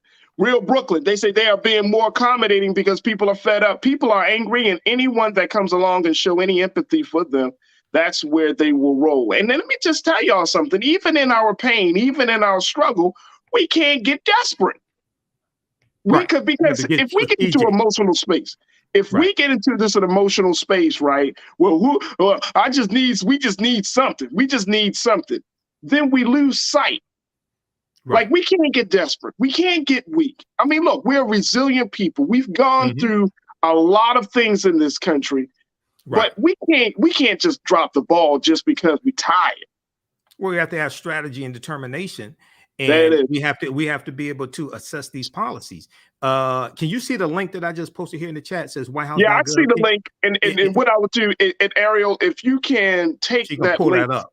Yeah. And put that into the YouTube. I don't know if we can put that into the YouTube chat for our people for our culture crew to check out. But Brother Michael has shared with us a link.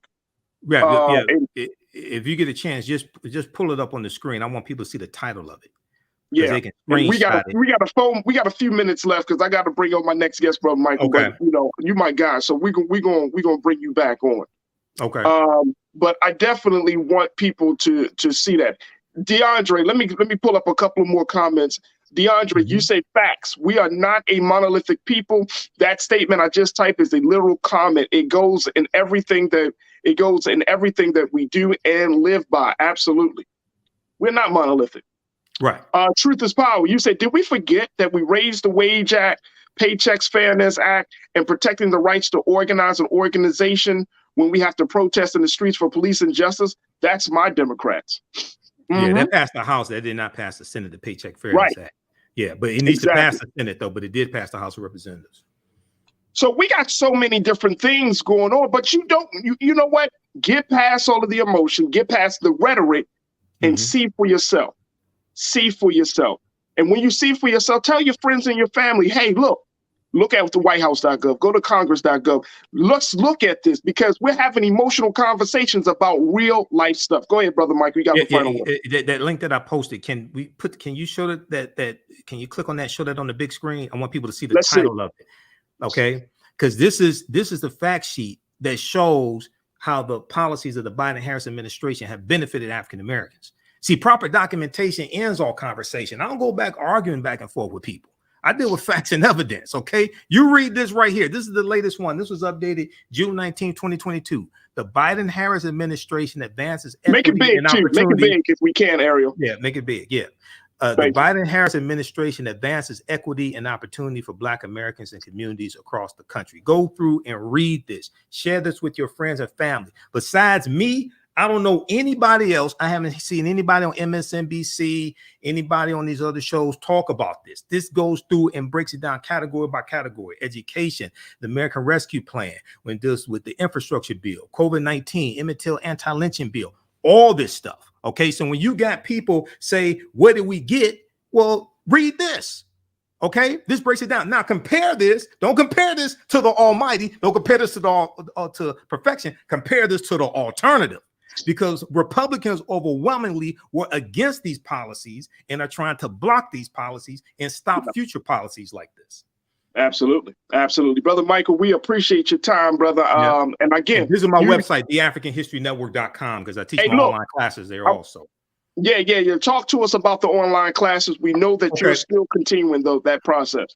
Yeah, so I teach them on Tuesdays and Thursdays, 7 p.m. to 9 p.m. Eastern Standard Time. On Tuesdays, it is from the Civil War to the Civil Rights Movement and Black Power, 1865 to 1968. We really look at history from 1800 to 1968 chronologically to see what happened to us after slavery ended, what led to the Civil War.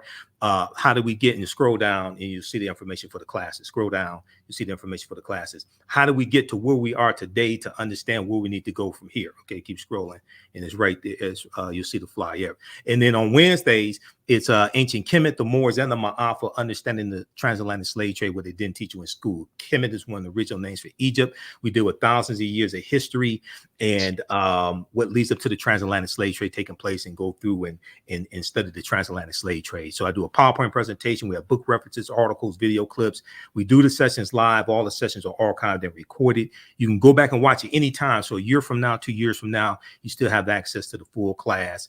And we have a bundle pack. The classes on sale $80 each, but we have a bundle pack where you get both classes for $130. So that's right at the homepage of our website, theafricanhistorynetwork.com. And you can email me through the website as well if you have any questions.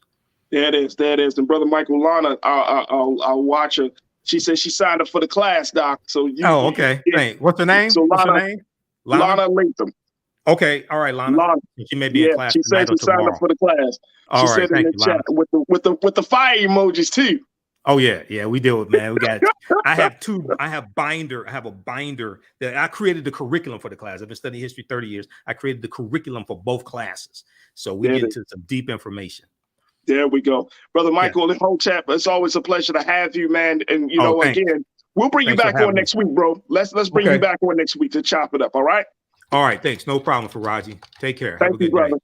And folks, make sure y'all check out Brother Michael at his website. Again, it's AfricanHeritageNetwork.com. The African History Network.com. The AfricanHistoryNetwork.com. Thank you, Brother Michael. The AfricanHistoryNetwork.com. All right, folks, we got to take a quick pause. When we come back, let's talk about the great work of supporting veterans in our country. We'll be checking in with veteran advisor, Mr. Teron Sims, to talk to us about one issue that needs your support. Stay with us. That conversation is coming up next here on The Culture on the Black Star Network.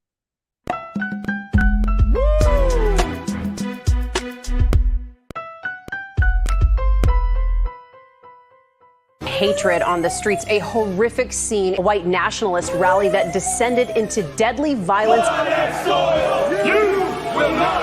White people are losing their damn minds.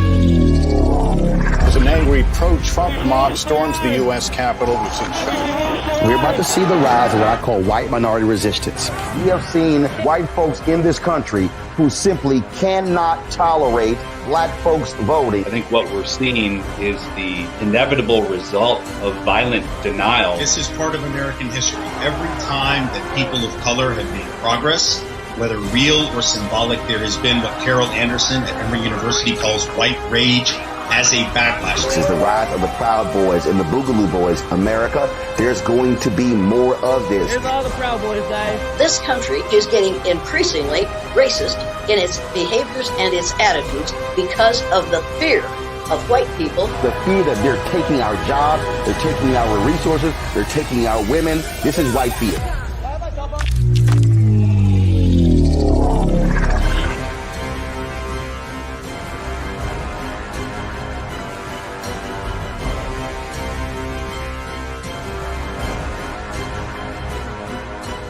When you talk about blackness and what happens in black culture, we're about covering these things that matter to us, speaking to our issues and concerns. This is a genuine people-powered movement. There's a lot of stuff that we're not getting. You get it, and you spread the word. We wish to plead our own cause.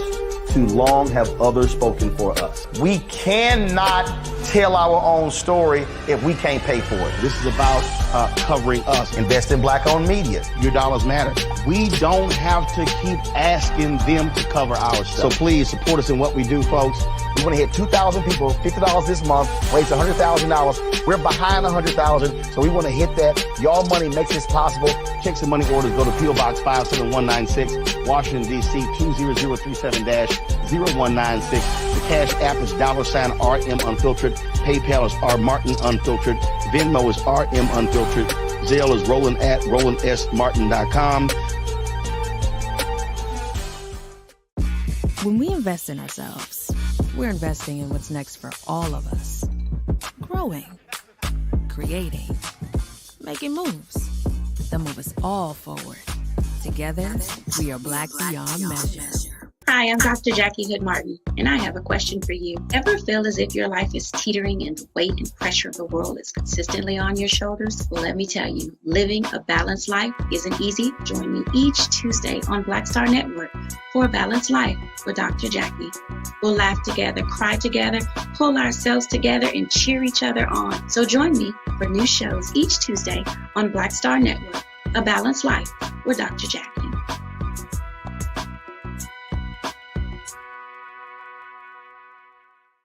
When we invest in ourselves, we all shine. Together, we are Black Beyond Measure.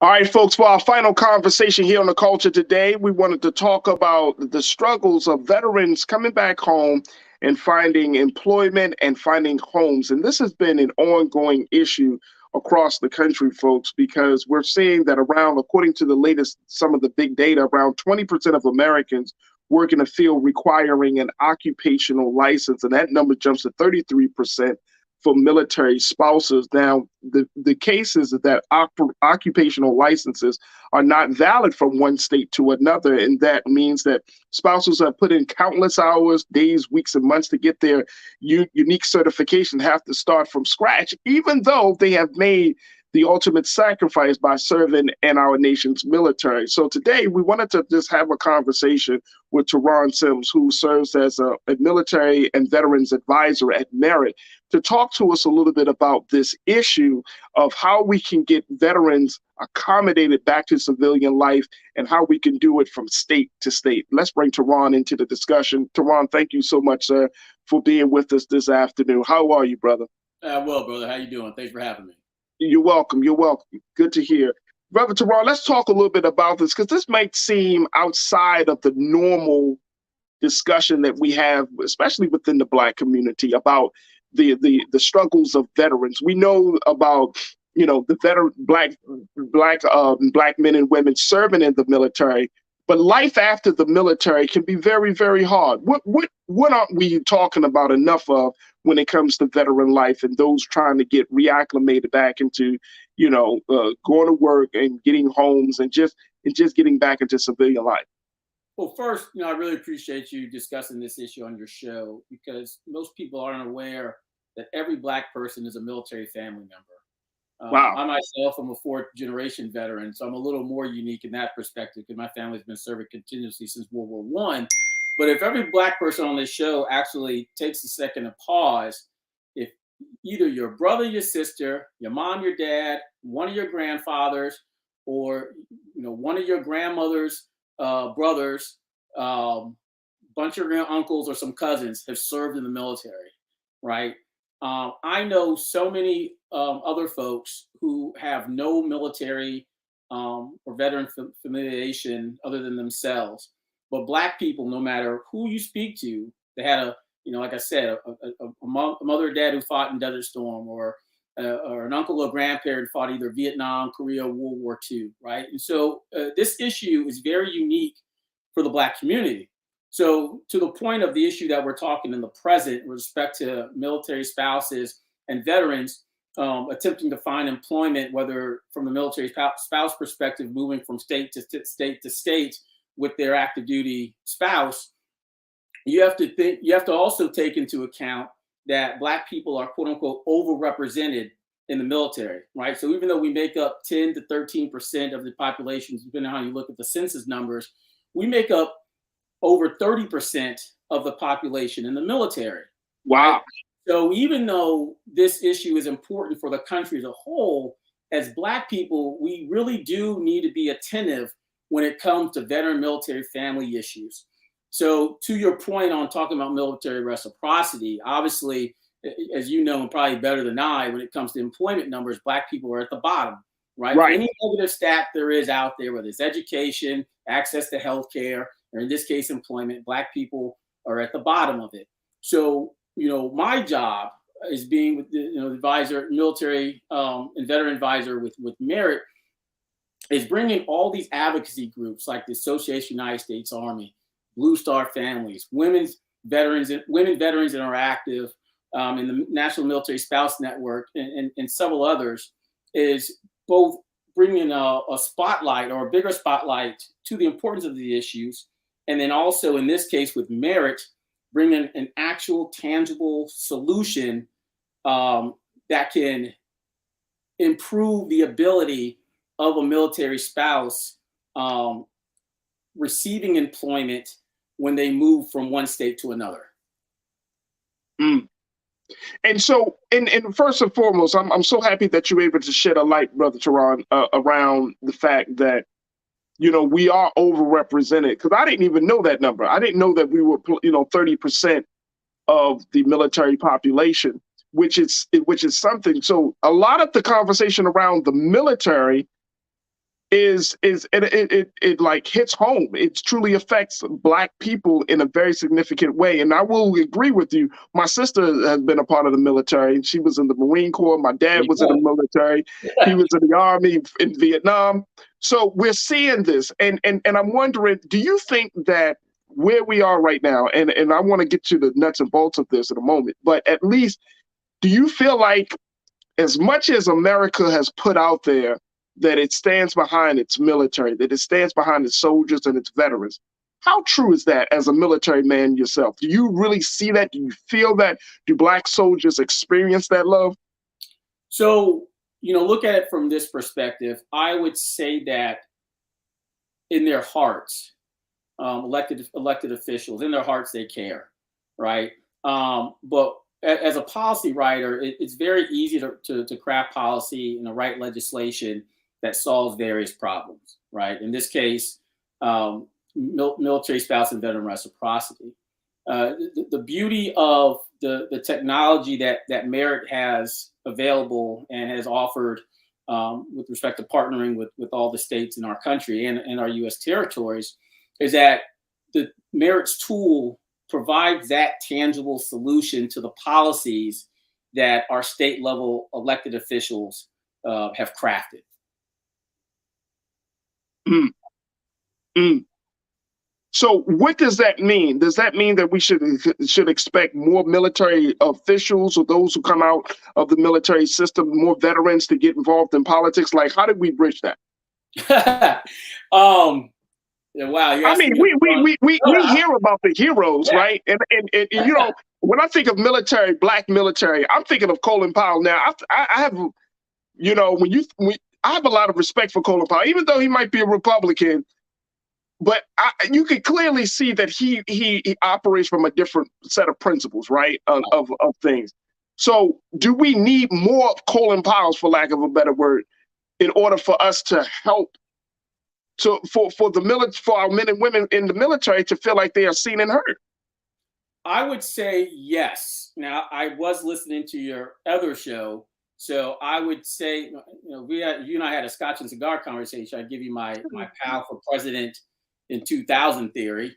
But I would say, from a holistic perspective, yes. Not just Black veterans, but veterans in total need to get involved in some manner or another in public service.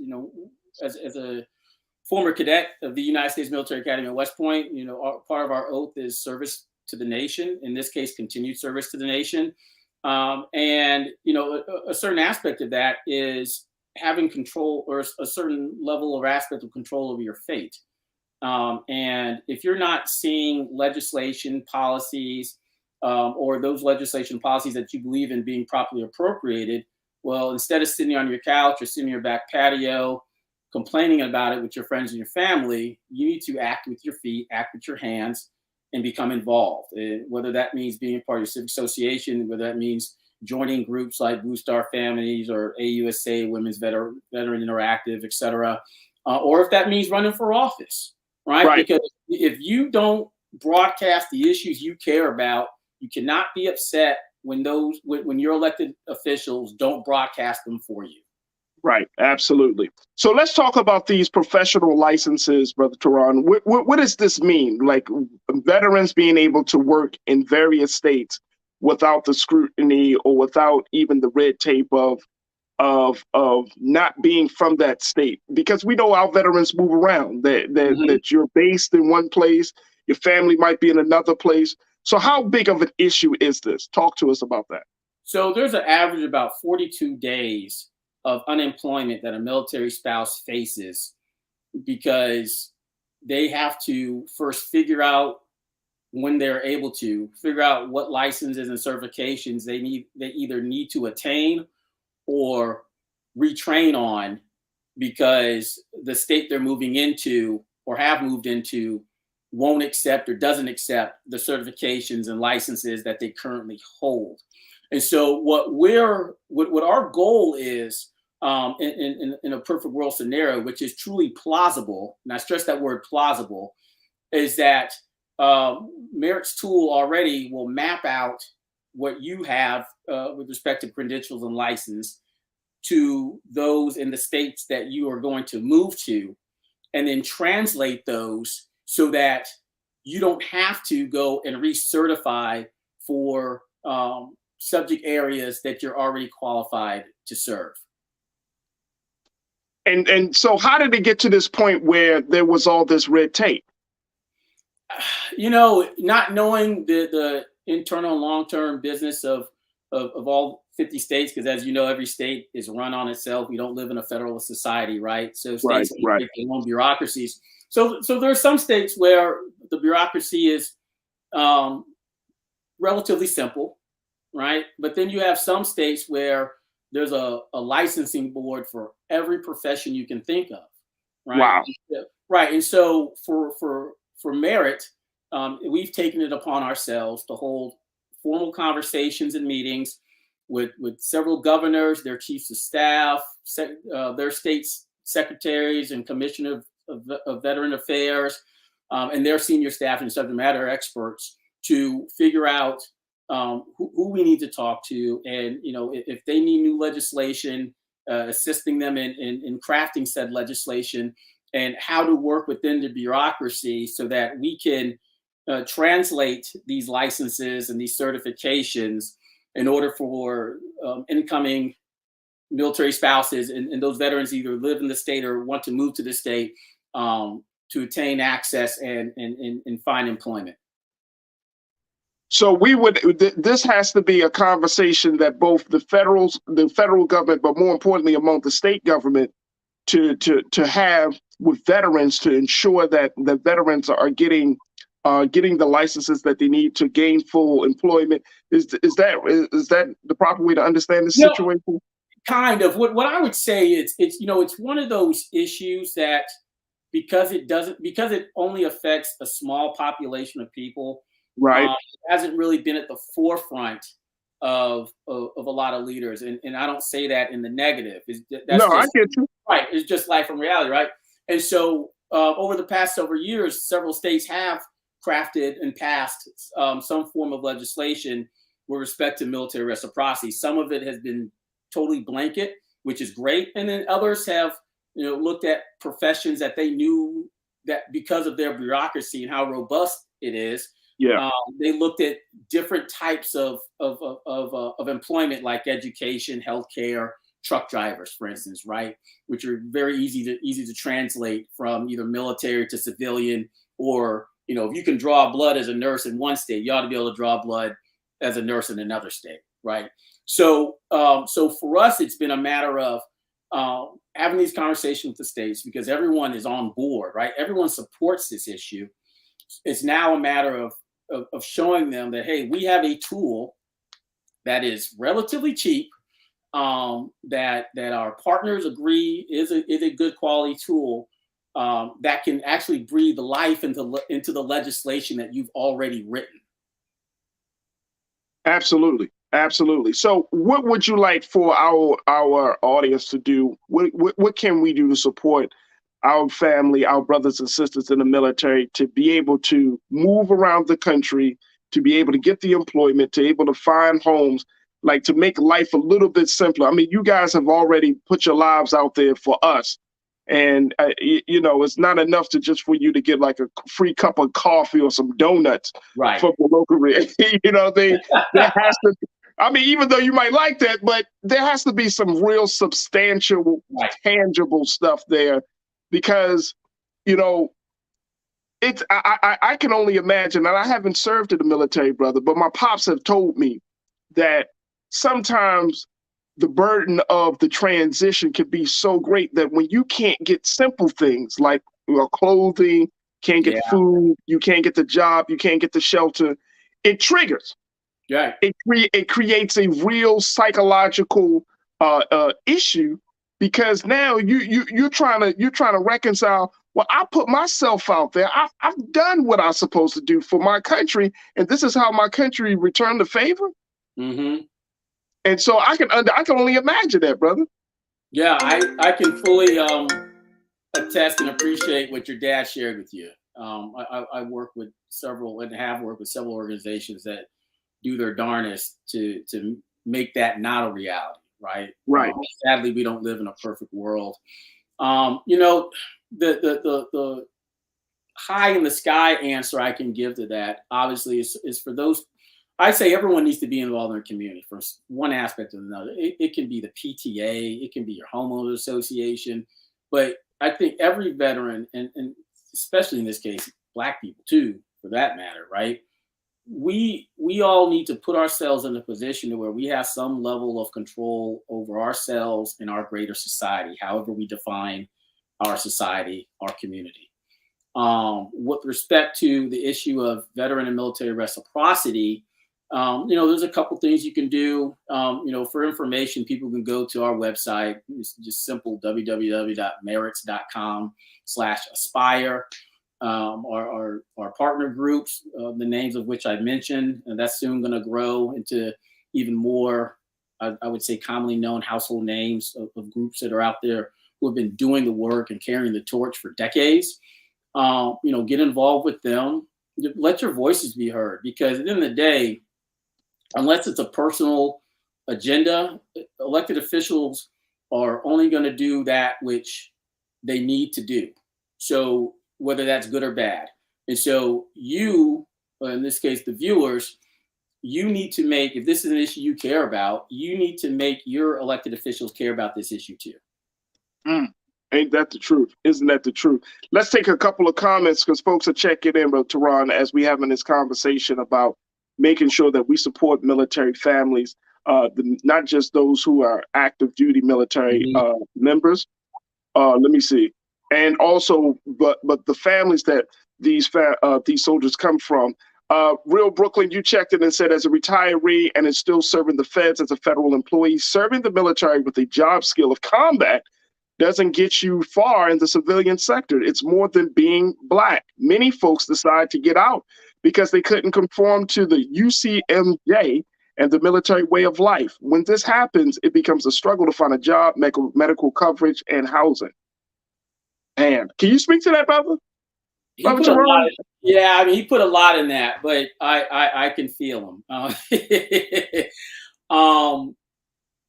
You know, just like your dad shared things with you, my dad shared things with me too. My dad's a retired Marine, Mustang 06, which meant he enlisted and then became an officer later. You know, being in the Army, you know, as a Black man is easy and hard at the same time, right?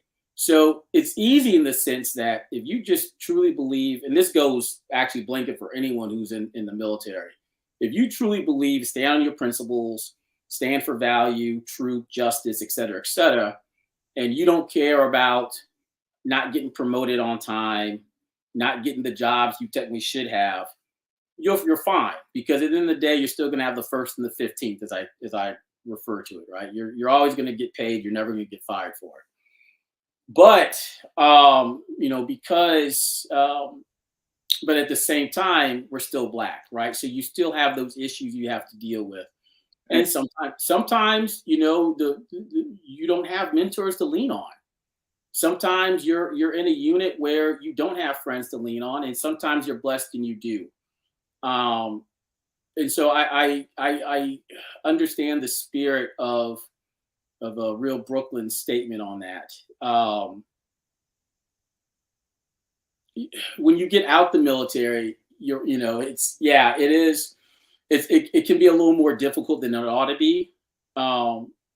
Employers, so the biggest crux on this, to speak to this from a business perspective, is that when you talk to leaders in the civilian business world, they talk about all the intangibles of what it means to hire a veteran, right? Duty focused, great time management skills, leadership, team building, all that stuff, right? All that great stuff that you want in a leader. Right. But then when you go to apply to it for a job, you can't get past the HR firewall because the HR people don't know how to properly translate your roles and responsibilities to the job. So unless you have the inside track to the position where the senior leaders who are making the decisions, it is very hard to translate your resume to read leader and problem solver to get a position. And this is why, it's a Black show, so just be honest, this is why Black folks got to take care of themselves. This is why Black folks, if you're in a position of hiring authority and you have a friend out there who's a veteran, pick up the phone. Don't assume they're good, because your veteran friend's not going to complain to you about how hard life is or how much his job sucks or her job sucks, right? That's a good point. Right. Just like, other folks look out for themselves. Everyone knows that when you see a job posted on LinkedIn or Indeed or whatever, they already have someone they want for that position 9 times out of 10, right? They're putting out there because they have to. So you've got to look out for those people, because at the end of the day, it's the intangibles you want. That's right. I'm a combat veteran myself too. I'm field artillery. I was light cavalry. My tangible skills don't apply to anything, right? But you're not hiring me to friggin' fire rounds down range, right? You're not hiring me to meet with and destroy the enemy. You're hiring me to solve problems, to build teams, to build organizations, to lead people towards success. And so as employers, if there are any business leaders on here, whether you own a mom and pop or a Fortune 100 company, you're hiring veterans for their leadership. Yep. So you need to have an arm in your HR department that knows how to read veteran resumes. Because that's a great point, brother. Right. You can only civilianize a military resume so much. Right. That's a great point. Man, that just hits home for me. It resonates with me, Brother Teron, because one of the things that I can only, if you're looking at somebody and they say, oh yeah, I've had this time in combat, or I've led this battalion, or I led this group of men and women, or I've done this, and then you're looking at the job, they're like, you're almost overqualified.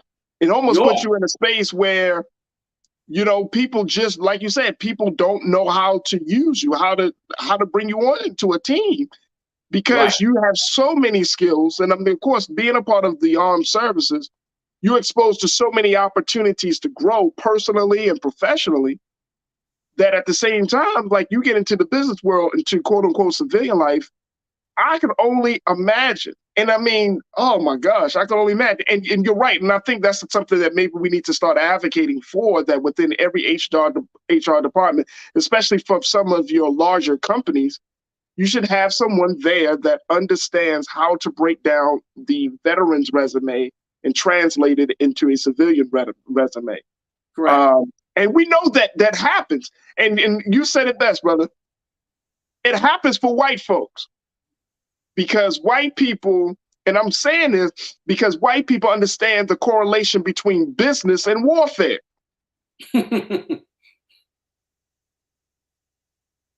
I mean, let's keep it real.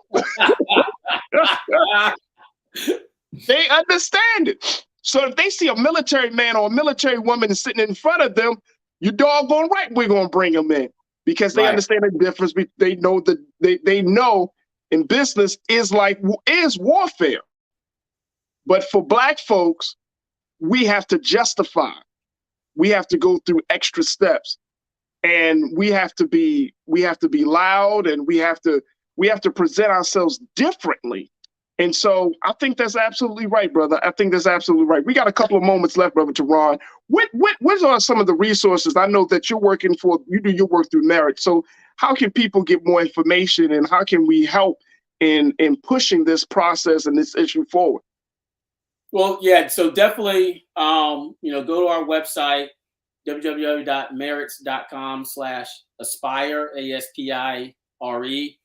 And if you go there, if you have questions, info, want to get access to either the company or any of our partner organizations, you can, there's a simple means of typing that in there, and we'll definitely connect you in earnest. The other thing too, like I said before, I think people just need to be involved.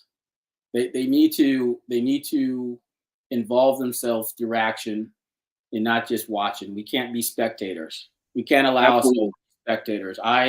Without putting my personal business out there, I'm working with Merit because they are providing me a means of serving both my country and this population of people who have been a strong reason as to who and why and what I am. In this case, veterans and military families. So we have to, Black people, we're the most resilient people in this country, if not the world, right? We know how to create greatness out of what people seem to feel is nothing. So, right. That's so in that case, for the people who are upset, be upset, but put some action to it. Absolutely. Like I said, join a group, run for office, be your congressman or city councilman's most nuisance citizen, right? Right. Attend city council, county board meetings on the regular, write to the editor, something, because with respect to the work I'm doing, I'm fortunate that we do have the support of both Democrat and Republican state governments. I'm fortunate that both the VA and DoD are diligently working in this space, and then we have nonprofit and for-profit organizations that believe in this. But that doesn't mean we don't need help, right? Yeah. That doesn't mean that you can't still pick up the phone or write a letter to an elected official and say, "Why is it taking so long?" It's absolutely a problem. People need to work. Very, very, I love it. You can't say it any better. We got about 30 seconds, Brother Teron, but what's your take on Secretary Austin, first Black man to serve as the United States Secretary of Defense? How do you think he's holding up in that very, very mighty post that he's in? Too bad you don't really know me. I'll say this. Secretary Austin, his friends and mentors are friends and mentors of mine as well, especially heading wow. Wow. I think he's doing, with respect to the position he's in and understanding the history behind being the first Black man or Black person in a role such as this, he's doing a great job. And it's important for us, no matter how frustrated we may seem to feel with how our country's going or what our national security strategy is or what DoD looks like or our military looks like, we need to support him. Because his support or our support of him is going to make him better and make him more resolved and enable him to do even more than he already wants to do. Absolutely. Great answer. Brother Teron Sims, thank you so much for your time with us this afternoon. We truly, truly appreciate it. As you serve as a military and veteran advisor at Merits, we truly, truly thank you for advocating and doing the work that is so necessary for, unfortunately, a part of our population, a part of our community that is not talked about enough, which is our military veterans and their families. So thank you, Brother Teron, for the work that you do, brother. We truly appreciate it. Thanks for having me, brother. Take care. Absolutely. Folks, that's going to do it for us. I thank each and every one of you for your support. Make sure y'all go to blackstarnetwork.com to continue to show your support for us. Download the app for free. Check us out on all of our platforms, Black Star Network. There you can find the information about how you can financially support us, how you can share the word about the work that we're doing, how the awesome programs that we have streaming right now, and additional information, additional footage, and so many other pieces like Rolling with Roland and so many other things that is major events are happening across the country. They are streamed right now on Black Star Network. So make sure y'all do your due diligence and support blackstarnetwork.com today. Also, make sure you follow me on my social media platform. You can find me at The Real Farajii on Instagram, Farajii Muhammad on Facebook, and Farajii on Twitter. I'd love to connect with you. Let's continue to build this great community called The Culture and The Culture Crew. So I thank you for sharing my tweets. Jawan, I see you all the time, so thank you for that. Lana, thank you so much. Damon, thank you so much. I just want to connect with all of you because the more we get to know each other a little bit better, the stronger our community will be. And this is a community, folks, that I truly, truly appreciate and being a part of. So thank you for your support for all that I do here on this network. All right, folks, that's going to do it for me. Stay tuned. Up next is Roland Martin Unfiltered at 6 p.m. Eastern Standard Time. So make sure y'all tune into the big brother and hear what he got to say and all the dynamic panelists that he has coming on as he talks about these issues. And as always, never be afraid to challenge what's wrong. Stand for what's right while being yourself in the process. God willing, we'll talk tomorrow for another exciting edition of The Culture right here on the Black Star Network. Peace.